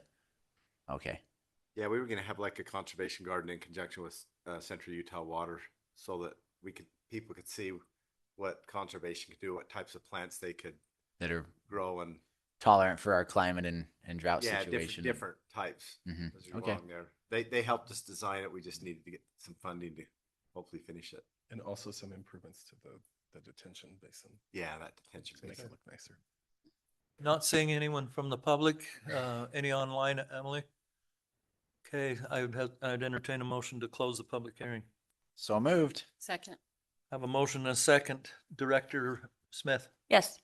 Director Yes. Rowley. Yes. Yes, and Director Moss. Yes. Any further discussion, council or directors? I make a motion that we approve the resolution of the RDA fiscal year 2026-2027 budget with the amendment that the 500 plus thousand that was designated for the overlay of American Way come back before the directors before funds are approved. Have a motion? Have a second? Who'd you Brian. get, Emily? Brian. Brian, okay. Councilmember Smith. Yes. Councilmember Hewlett. Yes. Director Smith. Yes. Director Hewlett. Yes. Director Rowley. Yes. Director Prostgard, yes. Director Moss. Yes. Motion carries. I would entertain a motion to adjourn from the redevelopment agency. So moved. Second. Have a motion and a second. Director Moss. Yes. Director Prostgard, yes. Director Rowley. Yes. Director Hewlett. Yes. Director Smith. Yes. I would entertain a motion for the last item. So moved. Motion to adjourn. Second. I just want to say all in favor, but that's good.